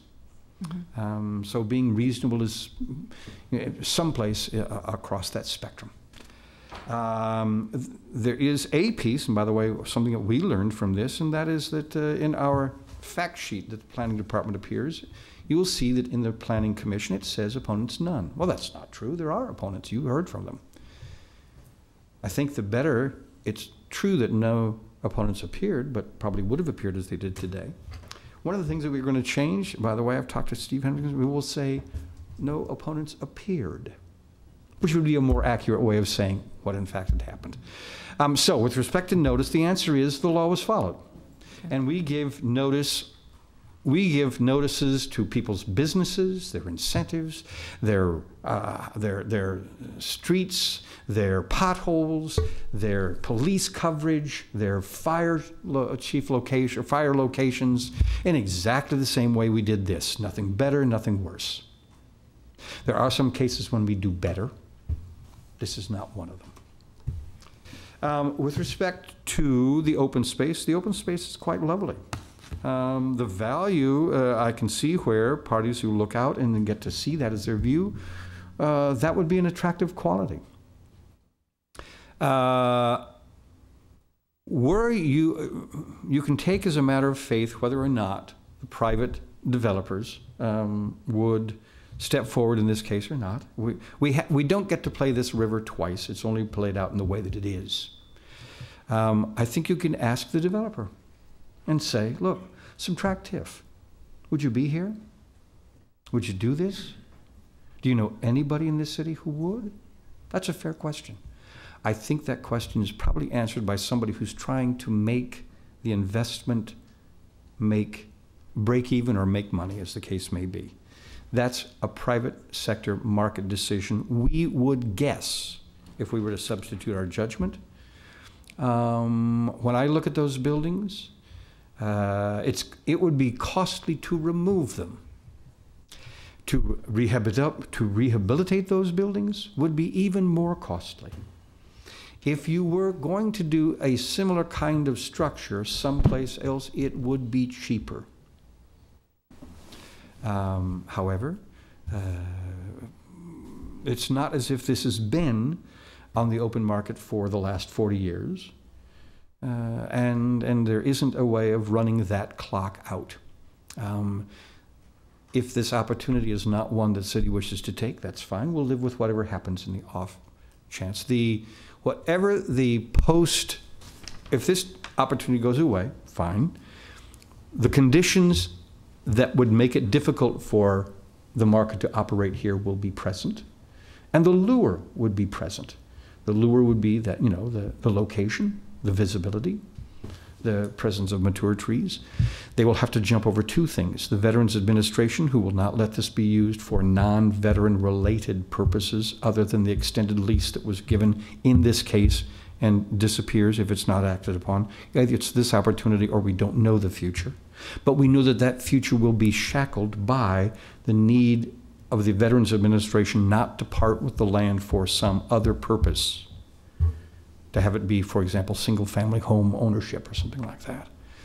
And then secondly, we do know that if this goes by the wayside and we go into that conditions, whatever the use of the land is, it will be, I think, one of two things. The Veterans Administration will continue to own it, and they've proven for the last 15 years what they're going to do.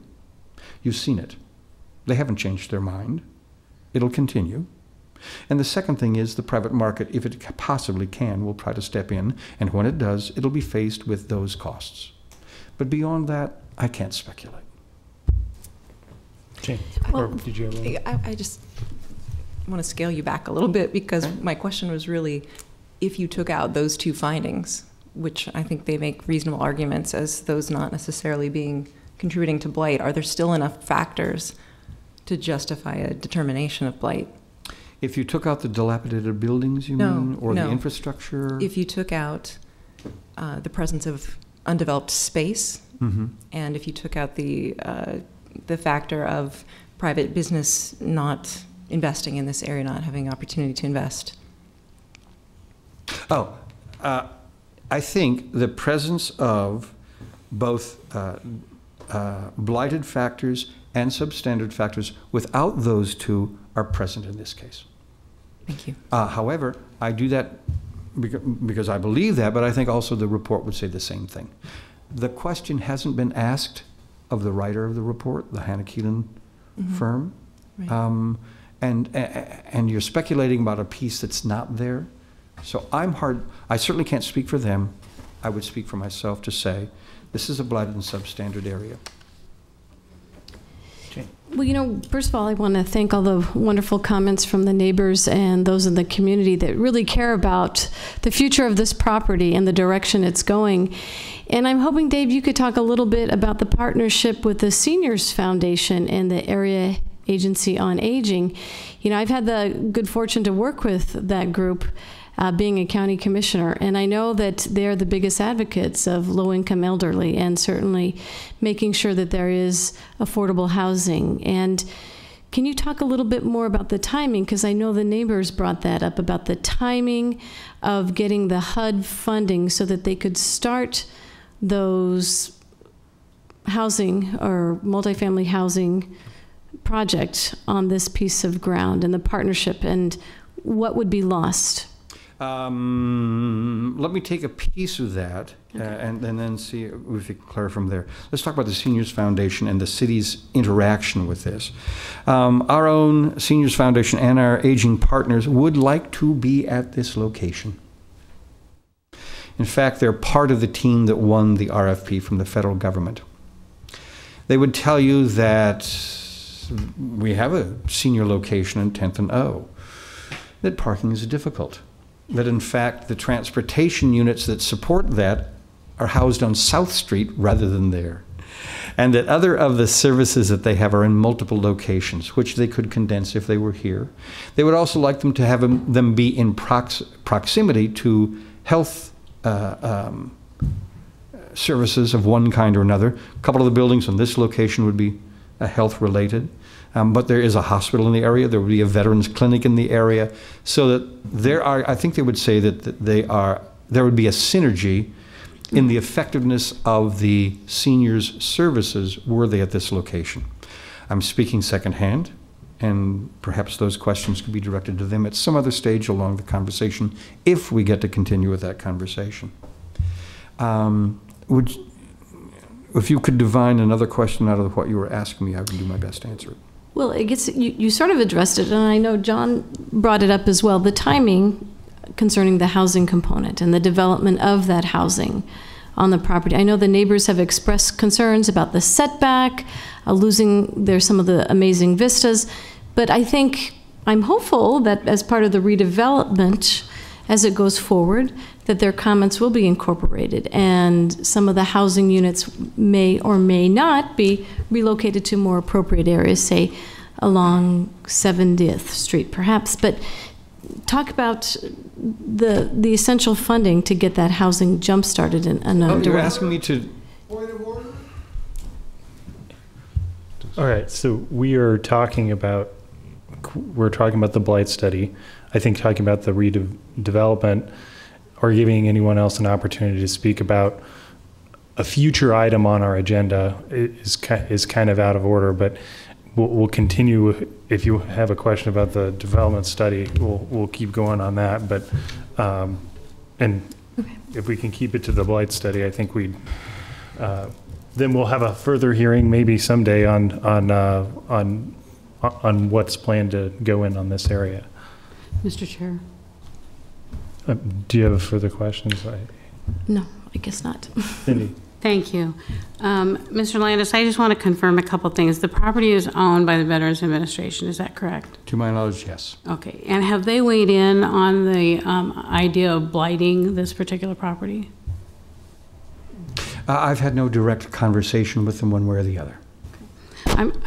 And I'm just disturbed because the very people this is supposed to benefit have come forward and said, please don't blight the property. Has there been any opportunity, I know that Councilwoman Lyrian asked about whether there was opportunity for private investment, and your response was it hasn't been offered for at any point, or hasn't been on the, out there for offered for purchase or sale. This is what I know, and in fact, the developer who was part of the winning piece on this, 5 or 6 years ago, this is really sort of the second or third time this has been trying to do it. The Veterans Administration looked to do something called an extended use lease. And they initiated the process of saying, at Veterans Administration locations around the country, we're not going to sell the land, but we invite developers to tell us how they could use land for a period of time that we own that would help us with our property. So for the last, and here I'm again secondhand, 4 or 5 years, they've entertained that process, and they did award the winner of the RFP for that kind of a lease to essentially this development team several years ago. The development has changed since then. And by they, you mean the Veterans Administration? Yes. Okay. And so that there's been a period of like 3 or 4 years in which the veterans said to the world, who wants an extended use lease for our property? And the RFP that went out was awarded in this case to a development team that has changed over time, but one of the central parties of that from the beginning was Aging Partners and the Senior Foundation. Do you know if there's been any talk with the veterans who are affected and take advantage of this property about raising private funds to do the maintenance, or any, having people volunteer to do maintenance in order to bring it up to less than a substandard? I was instructed by what I heard today, and that is that there's private donations of service and time and effort to maintain the hospital building. The hospital building over time will change if the VA is to be believed, and I understand that there's some lack of trust on that score. But if there is a beacon light in all of this, it's because the Veterans Administration says this hospital will not be the clinic that we are going to give our veterans in the carrying out of our services. Thank you. So we're not here without the permission of the VA, without this RFP. We're not in a situation where the VA is not involved in this process. They are involved in the process because there was an RFP. The VA has encouraged the idea of Veterans Administration facilities and lands in the country to get a different way of being done. I'm going to guess this campus is not unlike other VA holdings and assets in other places, and that the story here is not unique. They didn't pick out Lincoln, Nebraska to turn their back on. And then enhanced use lease is something that the VA has done all over the country. I mean, it's something that's a core piece of their business. That's right. Or business, and or the government's it is a reaching business. out to the private sector when they do that. John, I'll have you ask me. And Mr. Chair, I'd like to ask, we've got Mr. Acola here. I think I pronounced his name correctly, or Achola, but who's with the developer, and there were some questions asked that it sounds like he may have some comments. I know we technically closed the public hearing for rebuttal. We haven't closed anything. We just. Well, okay, then I just want to make sure. By the way, I would glad to take out from myself the position of being an intermediary of conversations I've heard, overheard, and perhaps confused, and have George here present to answer questions for you. George. Good afternoon, everybody. My name is George Achola, A-C-H-O-L-A. I work with America First Real Estate Group. We are going to be the developer of this property. And I've been listening to the conversation, and I've been involved in this process for roughly about a year now. I was not involved the 3 or 4 years prior when all the things were moving, but the last year when this thing has somewhere crystallized, that's kind of my role has been as part of that process. Now, I know there was a question that you had about the time frame. The time frame issue, and I know it's not part of the blight study, but it's part of that October issue, is that this property, one of the things that we've identified is we want to build some housing for transitional veterans or veterans that are at risk of being homeless or homeless. And the way that that's going to come about or being financed is the Department of Housing and Urban Development awarded vouchers, special vouchers by legislation were awarded for this property, and those vouchers had a sunset clause that if construction did not commence by that date, then HUD would recapture those funds, and that would risk essentially not moving forward with that piece of the project. So that's where that date comes from, and so I want everybody to understand, like we talked about at the meeting, we just didn't pick that date because we wanted to move forward. That date has some financial and housing repercussions if we don't meet that date. Are we working with HUD and the VA to see if we can get some relief on that date? We are. But right now, our marching orders from Washington are that's the date that we have to deal with. Questions for Mr. Ochola? Cindy? Yeah, so I'm concerned with the report that actually the citizen meetings didn't take place until recently. If there's this ending date when the original notice or there was some original interest in 2011. Like, you know, the project has metamorphosized since 2011. In 2011, it was going to be a much simpler process, and I think as one of the individuals that testified was very knowledgeable, indicated that the clinic and the UL at one point were married. At some point, that became separated. And when that became separated, the nature and the scope of this project changed. And, you know, thinking back on it, should we have had more meetings with the neighbors? Probably.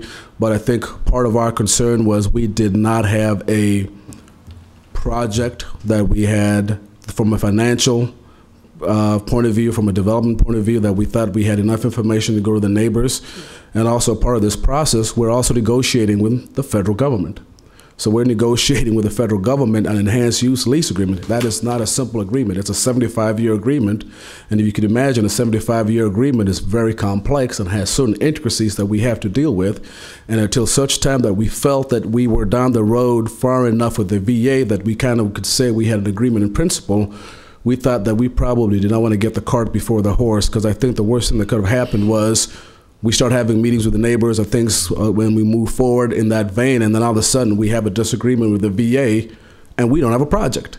That, from a credibility standpoint, just would not have sat well with us from City Hall or even DC. So we just thought until such time that we felt that us and Big Brother, the VA, had an agreement, because it's still their land. At the end of the day, they control the land under this lease. They control it for the trust of the veterans, and until such time that we had an agreement with them, we just did not think it was wise and feasible to start having meetings, because the deal could essentially fall off from underneath us if we ran into some roadblocks with the VA in certain key terms and provisions of that 75-year lease. How about the study itself? When was that actually begun? Oh, I cannot remember the specific date, but I knew that once we believed that, you know, if we were to put percentages on agreement with the VA, I think when we thought we were over the 50% line with the VA, because it's not cheap to get that kind of study done, we initiated that study. Once we thought that we were kind of that 50% threshold, that, you know, we could make that investment in having that study done, we initiated that. And I can't remember, it's probably, what are we, in the summer of 2015? It might have been back sometime in the late winter, fall 2014, somewhere in that neighborhood. But don't hold me to that. Okay. The study's dated April 2015. Yeah, so we commissioned them much before that. Okay. Other questions for Mr. Ochola? Okay. The only thing I will say in conclusion, I'll sit down, is we will listen. We have listened. And Mr. Camp was there. That we understand the concerns. I know this is not a part of the blight, but I think as city council representatives, you need to understand that we are not a bully developer. You know, by that means we're not going to come in and try to shove something down somebody's throat. We're going to listen to the neighbors. We've had several meetings. We've looked at several reiterations. We've taken some of their concerns into consideration, and we'll hopefully address that. And like I told the neighbors, you know, as most of you have been around, not everybody's going to be happy. We're not going to be happy. The neighbors are not going to be 100% happy, but we're going to listen.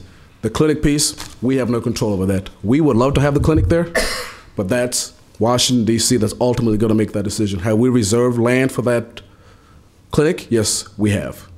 We have submitted a bid to have that clinic there, but that ultimately is not our decision. So hopefully that gives you all the information that you need to make a reasoned decision on this blight study. Thank you. John. Yeah, thank you, Mr. Chola. Two things.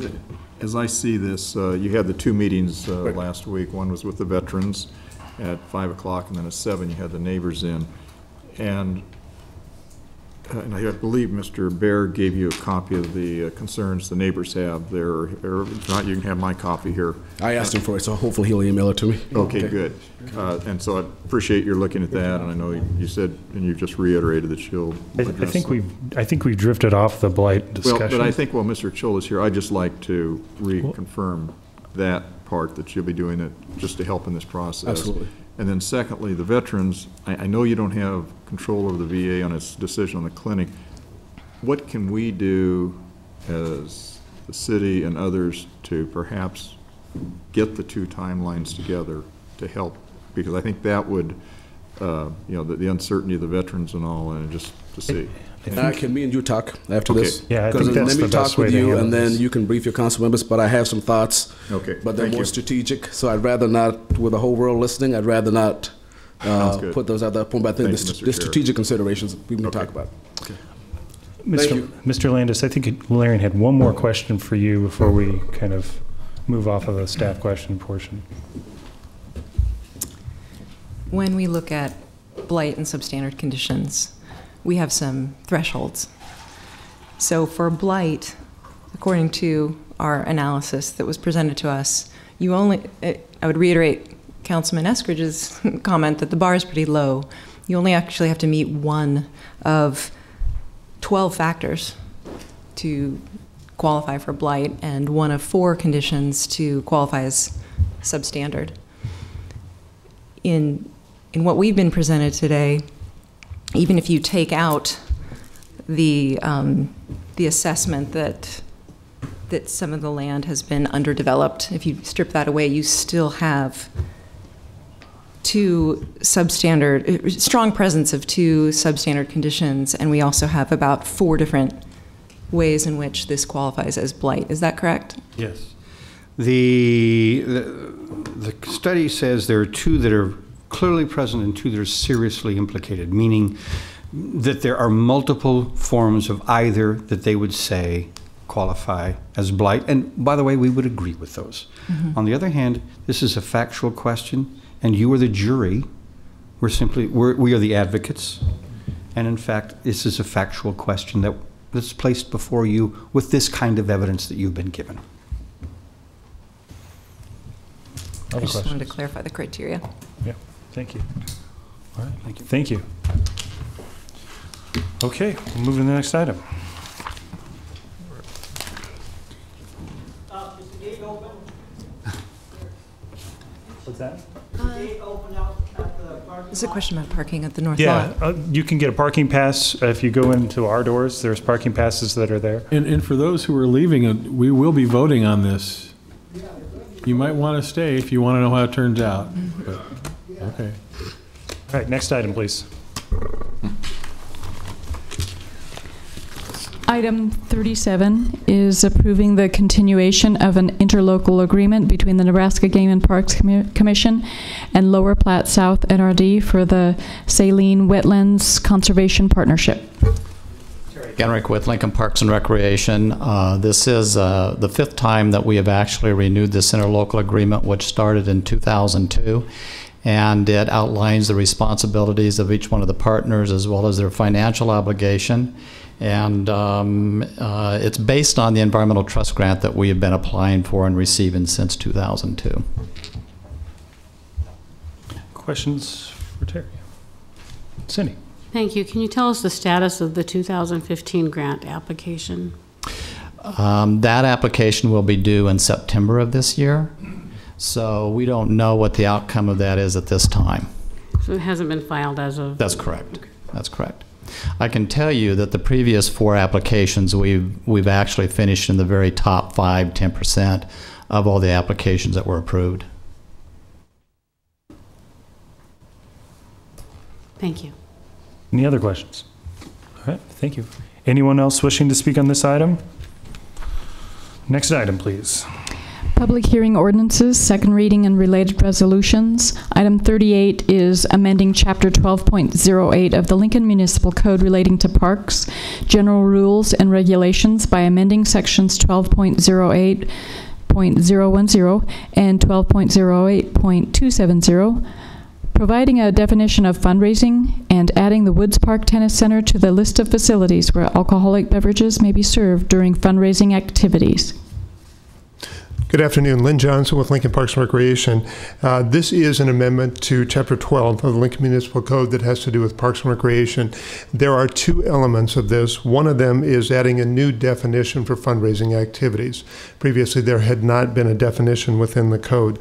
The definition essentially states that a fundraising activity has the primary intent of raising funds for the Parks and Recreation Department or another city department, or for the Lincoln Children's Zoo, or for the Lincoln Children's Museum. The other thing that this amendment does is there is a list of 5 park areas currently within the code where where alcohol can be served during fundraising activities. This adds one more location to that list. It adds the Woods Park Tennis Center. And the reason for bringing this forward at this point, as the City Council knows, the Parks Foundation, Lincoln Parks and Recreation, Friends of Woods Tennis are involved in a fundraising effort for renovation of the Woods Park Tennis Center.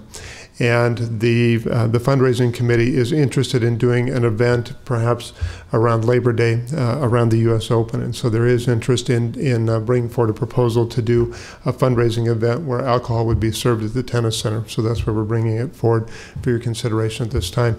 I'd be happy to answer any questions you might have. Questions for Lynn? John? We're just having the second hearing today, or the public hearing today, and we'll vote on this next week. But you and I have talked, and I'd like to visit with you more after this meeting the next week about on the service at these particular city facilities and the Children's Museum and the zoo, the Children's Zoo, about having the service limited to beer and wine as opposed to full hard liquor. Yeah, we'll have to, I need to reach out to our other partners in this, to the Children's Museum and the Children's Zoo. I have not had a chance to talk with them about that potential limitation. And again, as I've told you, because it's a fundraising and these are civic and or city resources and so forth, that it seems like we can still meet their objectives, but there's not a necessarily need to have the full panoply of alcohol. All right, any other questions for Lynn? Is fundraisers considered public events or private events when they're held? They're typically private. The facilities have to be closed to the general public. There is an SDL that's issued when we or when the zoo or the Children's Museum do this. We use licensed caterers. They're responsible for monitoring consumption. And specifically within the code, it does say that the areas have to be closed to the general public. Thank you. Other questions? Thank you. Thank you. Anyone else wishing to speak on this item? Good afternoon. My name is Todd Peterson, 3320 East Pershing Road. I represent the Friends of Woods Tennis Board, which is the operator for the Woods Tennis facility. Thanks for your time this afternoon. As we continue to raise funds for our project to replace those bubbles, we'd really like the option to host an occasional fundraiser where alcohol is served. So I really appreciate your thoughts on that. We have nothing on the calendar, as Lynn Johnson said, other than starting to talk about an idea for the U.S. Open. So thank you very much. Thank you. Questions for Todd? Thank you. Anyone else wishing to speak on this item? Okay, next item, please. Item 39 is approving a conduit system lease agreement for a 5-year term with the option of 3 5-year renewals between the City of Lincoln and Level 3 Communications, LLC, to occupy space in the city's Lincoln Technology Improvement District conduit system pursuant to the terms and conditions in the agreement. Steve Huggenberger, City Law. This form of agreement you've seen several times with Nebraska Link, with UNL. The differences in this particular lease, it's a 5-year agreement with 3 options, as opposed to the others, which were generally 20-year agreements. I believe UNL was 25 years. And we've increased the rent significantly to $95,000 annually. This particular lease requires 50% of that amount paid in year 1, and then the full amount paid in every year after that. With those 2 exceptions, everything else is pretty much the same as you've seen before. Annual adjustments, according to CPI indicator, up to 3.25%, allowing credit in kind up to a maximum of $300,000, and the city will own all the extensions of the system going forward. Are there any questions? John? Yeah. On your last comment on the credit in kind up to $300,000, where this isn't a 20-year lease, would that mean that level 3 could provide $300,000 of in kind of some sort, and that would cover over 3 of the 5 years? I know David Young has had specific conversations with level 3 about that, and I believe the conclusion that they reached was it's $300,000 over the potential 20-year period. So that would be prorated so that there is cash flow to the city for this investment? I'm not sure it's prorated. Well, I mean, like if you just did 5 years and they didn't exercise the 3 options, are they going to get the 300 in the first 5 years? That would be true. We don't expect anyone not to option if they have fiber in the conduit and have customers. But yes, that would be true. So you're saying yes, they could get the 300,000 credit in the first 5 years? Yes, they could. And so since they get half the first year and 95 the second, that means they're only going to pay 135,000 rent? I mean, potentially, if they provided that in kind. Potentially, yes. Is there a way to say, since you've done the difference on this, that it could be prorated? Or maybe between now and next week we could talk about that? Sure, we can clarify that question. Okay. All right. Thank you. Larry. Just had a question because we have 2 items on our agenda that are very similar. And for level 3, they pay only 50% of the rent in year 1, but the United Private Networks doesn't have that same provision. Can you explain why they're different and explain that a little bit further? Sure. Actually, every single lease is different from the other leases in some way or another. But the differences... That just seemed like a significant difference between these 2. So the differences specifically in this case with level 3, in our discussions with them, they're planning $600,000 worth of hardware and system improvements that would be simultaneous with their system startup. They weren't anticipating that they would have a significant system startup for at least 6 months till they complete some of that construction. Those are 2 significant reasons why we agreed to the 50% first in year 1. Part of the other reason was we were very eager to have a tier 1 company here in town. The business community seemed to be very interested in that, and we were glad to be able to make that happen. can you explain a little bit of the benefits that a tier 1 provider offers the city? I know level 3 wants the opportunity to do that to you, so I would let them do that. Great. Thank you. Other questions for Steve? Thank you. Anyone else wishing to speak on this item?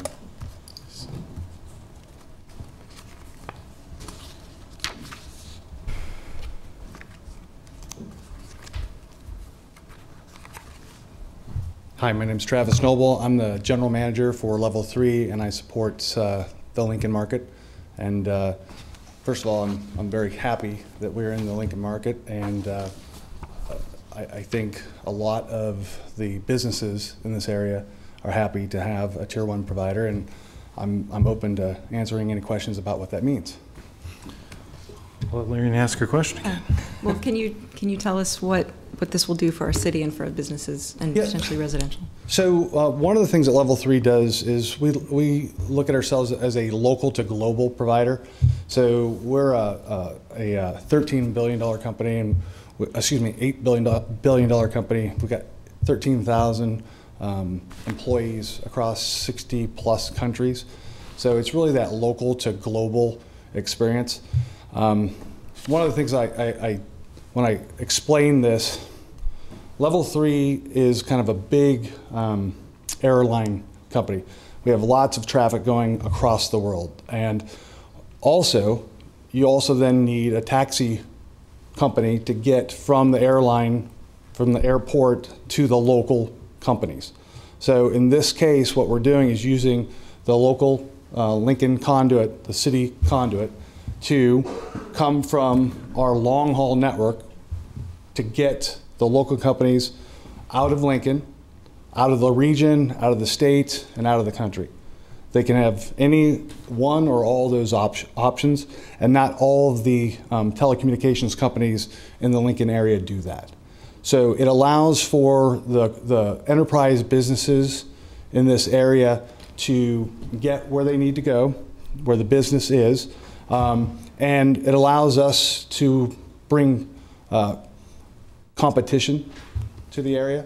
So anytime you have an additional provider, that brings better technology, better customer experience, and better pricing. Does that help? John. I always appreciate analogies. Yours was great. I was going to say you're going to do the commuter planes, but taxis is probably better yet. So with that in mind, to help visualize, and Level 3 is an excellent, well-respected entity, so thank you very much for what you've done over the years, and huge investment. Are you saying that in this case for Lincoln that you're just going to be the airline, or are you also going to be the local taxi service? Great question. So recently, Level 3 purchased a company called TW Telecom. Both companies are based out of the Denver area. Level 3 traditionally was that big airline company, and TW Telecom was more of a metropolitan fiber building company. So TW Telecom would be that taxi company or Uber. So marrying those two together provide that local to global experience that your enterprise businesses in or who want to be in Lincoln can get. So you'll be expanding with this acquisition essentially to do the taxi service under that subsidiary? Yes. Okay. So we want to use the Lincoln, the City of Lincoln's conduit system to provide a much more accessible experience fairly quickly. If Level 3 were to do this on our own, it would take us years and years and probably a lot more money to get to your enterprise businesses. Two more quick questions then. Will you also, on these other providers that are in the conduit, would they perhaps buy some of the international or bigger airline connections you have, and so they be a secondary taxi service, or are they just totally doing that all on their own? No, great question. It happens both ways. In some cases, they would buy connectivity through Level 3, and in some cases, Level 3 may buy connectivity to get to an end user where we don't have fiber today. So it's a very symbiotic relationship between all telecommunications companies. We all use each other. I think the bigger difference is Level 3 is one of the largest. We have 220,000 network miles around the globe compared to some of the more regional players who have probably in the thousands, less than 100,000, probably less than 5,000. Okay. And my second quick question, you heard me ask about Mr. Huggenberger about the 300,000 of in-kind.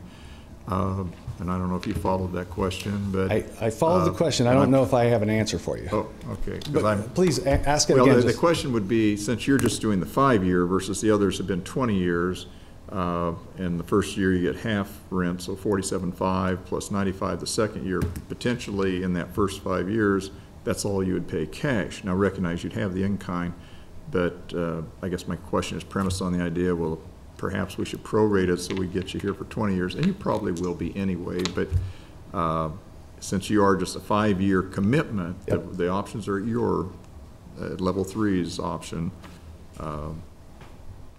So I would suggest I wasn't part of the negotiation of that. My understanding of the negotiation is that it is 5 years at $95,000 per year, with the exception of that first that first year, which is 50% of that, and that's just because we're not going to have as many customers early on. It'll take us a while to build to those customers and start hopefully making a profit. So I don't know. I think it's more than what you had indicated. I think you said 135. Well, that's be 95 and then 4750. So it's going to be the 95 times 4. 95 times 4. I'm saying though, if you got the 300,000 credit, that would take care of over 3 years. Honestly, I don't know anything about that 300,000. Perhaps I can visit with Mr. Huggenberger this week and see. If I can clarify, I can get with my folks and help. Thank you very much, and welcome to Lincoln. Thank you very much. Other questions? Anyone else wishing to speak on this item? Steve. The answer to your question. It's in the lease agreement. It is limited to the first 5 years. And I'm sure Mr. Young would like to talk to you about why he thinks that's better than going the 20 years. I would like to talk. We will talk to you. Okay. Thank you. Thank you very much. Anyone else? Next item.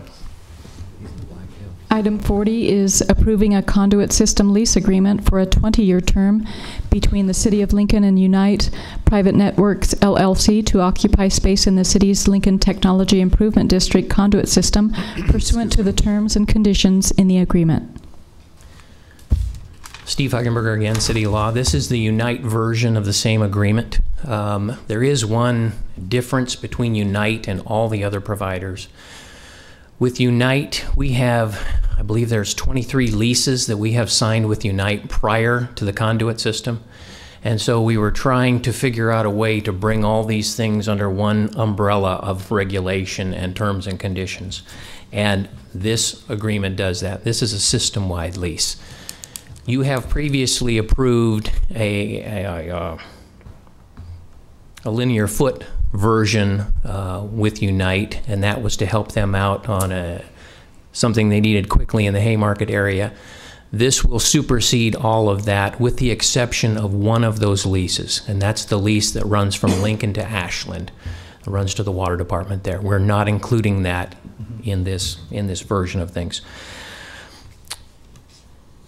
Because we had such a long-standing relationship with Unite prior to any of this, of the conduit system or any of the other leases, we negotiated their lease amount at $85,000 a year, and that's from year one. But that was the reason why, and that was just a judgment call. I can't tell you why we made that 85 as opposed to 90 as opposed to 80, but. Questions for Steve? Thank you. Anyone else wishing to speak on this item? Next item, please. Item 41 is approving the license agreement for parking between the City of Lincoln and the owners of the Retail Space Unit 3 in the Active Living Center for the use of 4 parking spaces within the Union Plaza parking lot, generally located north of North 21st Street and Q Street.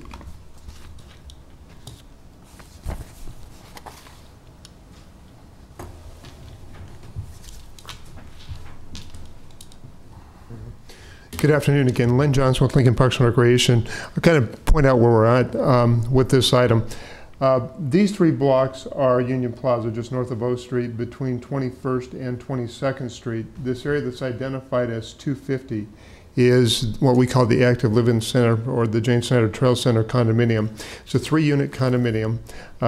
The Community Health Endowment is on the 2nd floor of the north end of the building.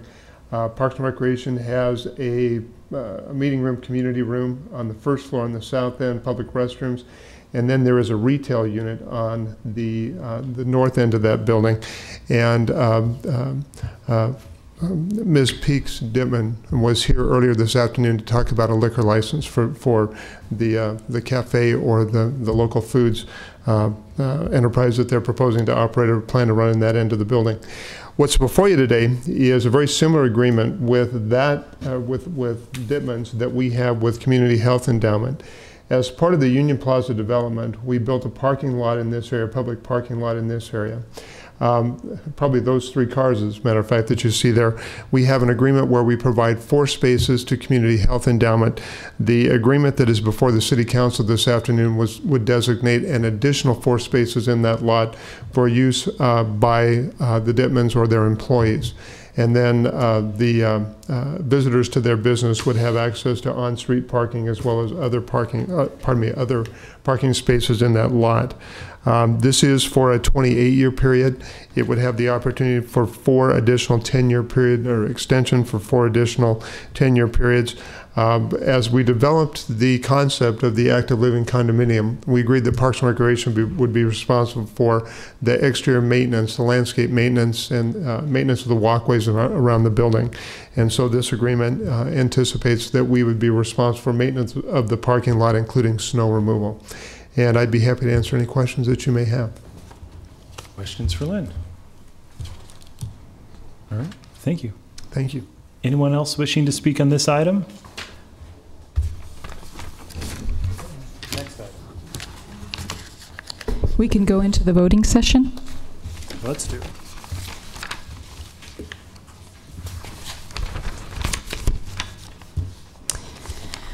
Item 35 is a comp plan conformance 15005, approving an amendment to the Havelock redevelopment plan to add the SSH architecture redevelopment project to include the construction of a new approximately square foot building on property generally located at 6240 Ballard Street. This is introduced by Gaylor Baird. So moved. Second. Seconded by Roy. Discussion? Thank you. I'm delighted that this is coming into the Havelock area. I believe that this development is going to support not only private investment in the area, but add a lot of employment opportunities for the folks in Northeast Lincoln. So for that reason, I'm going to be voting for that. Any other discussion? All right, call the roll. Lamb? Yes. Raybold? Yes. Camp? Yes. Christensen? Yes. Eskridge? Yes. Fellers? Yes. Yes. Motion carried 7-0. 36 is a miscellaneous 15002, declaring the VA campus redevelopment area, which consists of approximately 63.5 acres of land and 20 existing structures thereon, generally located at 600 South 70th Street, including the South 70th Street right-of-way is blighted and substandard. Introduced by Gaylor Baird. So moved. Second. Seconded by Carl. Discussion? Roy, then Carl. I came into this meeting today having already heard from the Seniors Foundation and Aging Partners about this project. I think everybody on the council has heard directly from them.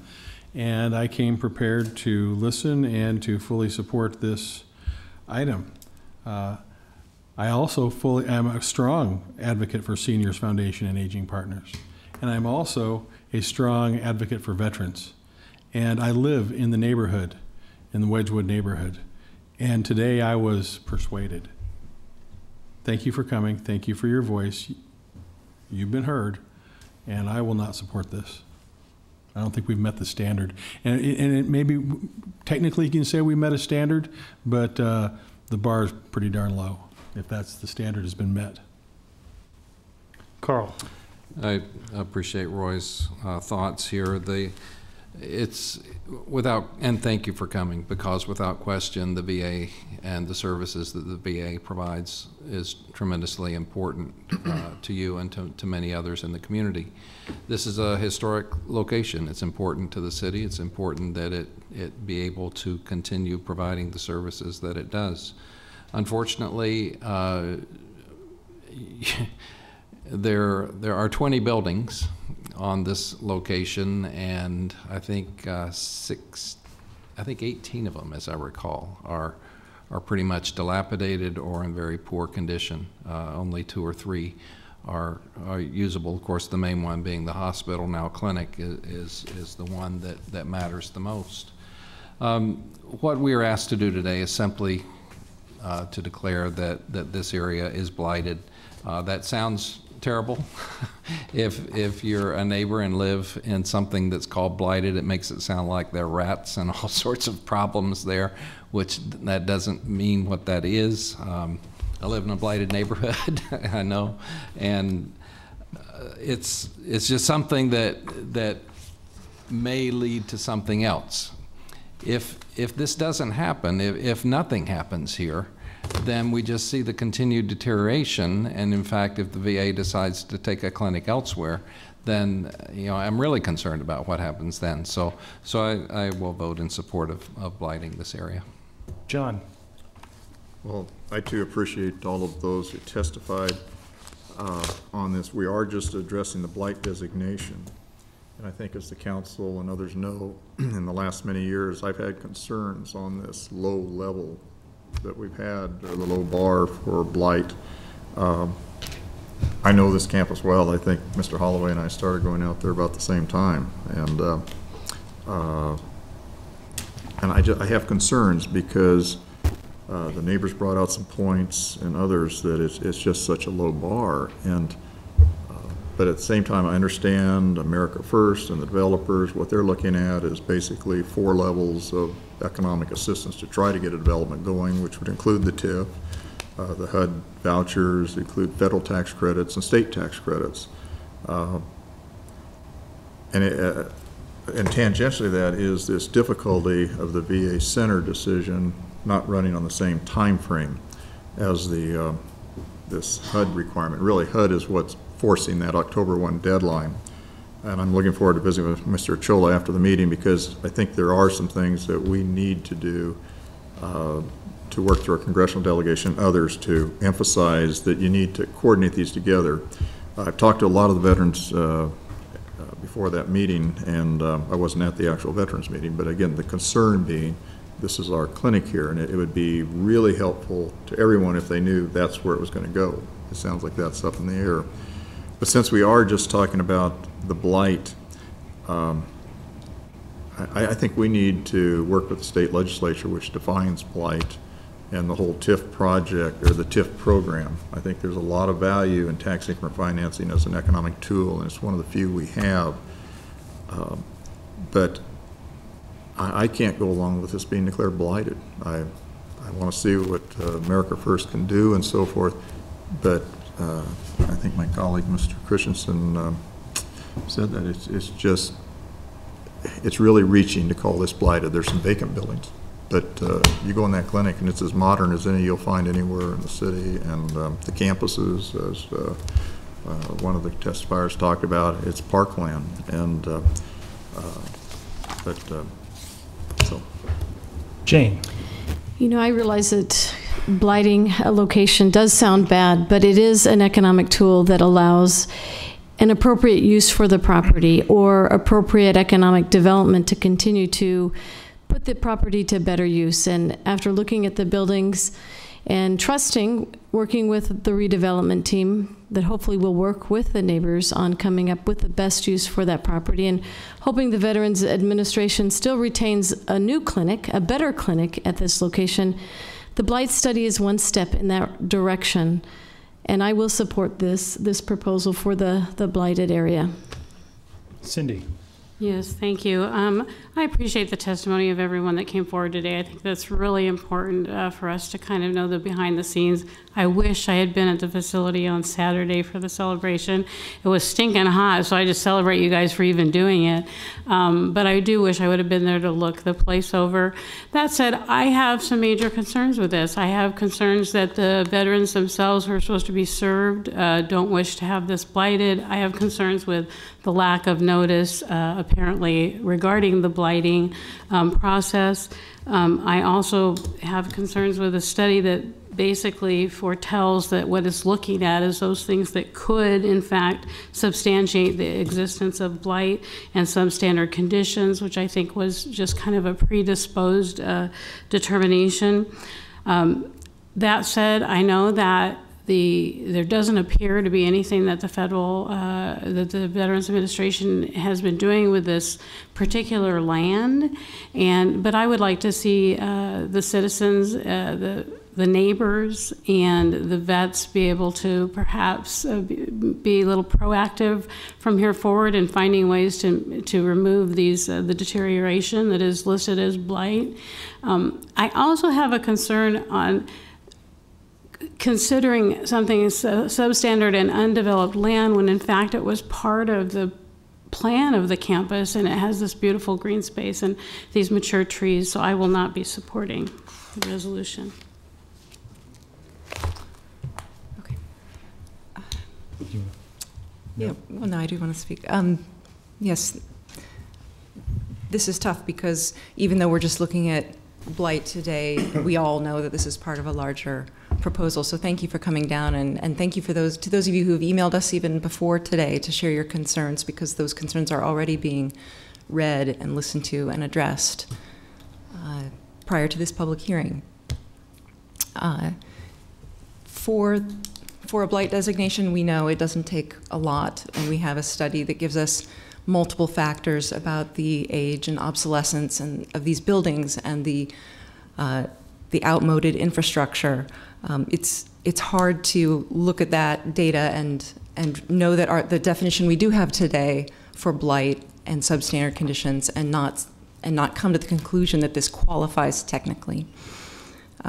That said, the concerns that you're raising, the larger concerns about location of buildings and drainage and the impact on neighbors, compatibility of architecture and trees, those are all really important considerations. And by raising them in emails and in your letters and through the testimony even today, you are being heard, and you still have a chance to greatly influence what comes forward in a redevelopment project.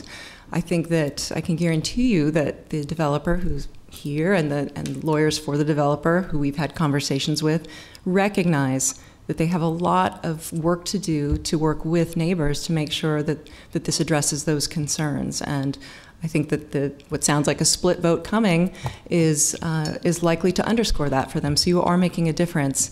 And so even though I tend to support the blight determination based on the facts that we have before us, I do anticipate a lot of continued work on the future redevelopment project that involves your voices. Well, I appreciate the concerns of everyone that has come here, the neighbors, the veterans that have come forward. I mean, this is a clinic that is in an area that is for you. My grandfather volunteered at this hospital up until he died a few years ago, and so it has a special place in my heart because I know he spent a lot of time there seeing veterans who were some of his favorite people in the world, and he's who inspired me to join the Marine Corps when I got out of high school. This isn't in our control, but maybe in our influence about where this clinic is going to go. And having that action for Congress says that there will be a new clinic here. I mean, there's been money appropriated that there's going to be a new clinic here. It may not be within this development, but it may be in another one. Maybe that's something that we can influence beyond here. But the VA has also decided that there's going to be some sort of development that's going to be on this campus. Otherwise, they wouldn't have signed an agreement with the Seniors Foundation to develop it. I agree with my colleagues. Yeah, the bar that we set for redevelopment is fairly low. And that's an issue that we'll have to take up with the state of Nebraska and legislature in order to change that process. But when I read through the blight study, I felt that we hit the standard there, and I'm supportive of the approving the blight study. I trust that the redeveloper is going to work with the neighborhood to address those concerns, and if they don't, call me. I'll listen to you.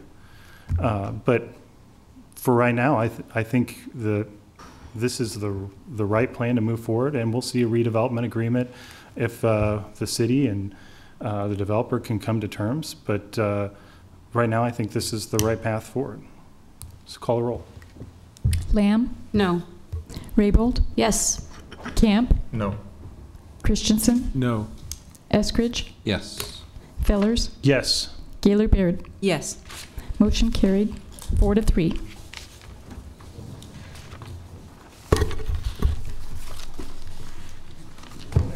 Item 37 is approving the continuation of an interlocal agreement between the Nebraska Game and Parks Commission and Lower Platte South NRD for the Saline Wetlands Conservation Partnership, introduced by Gaylor Baird. Second.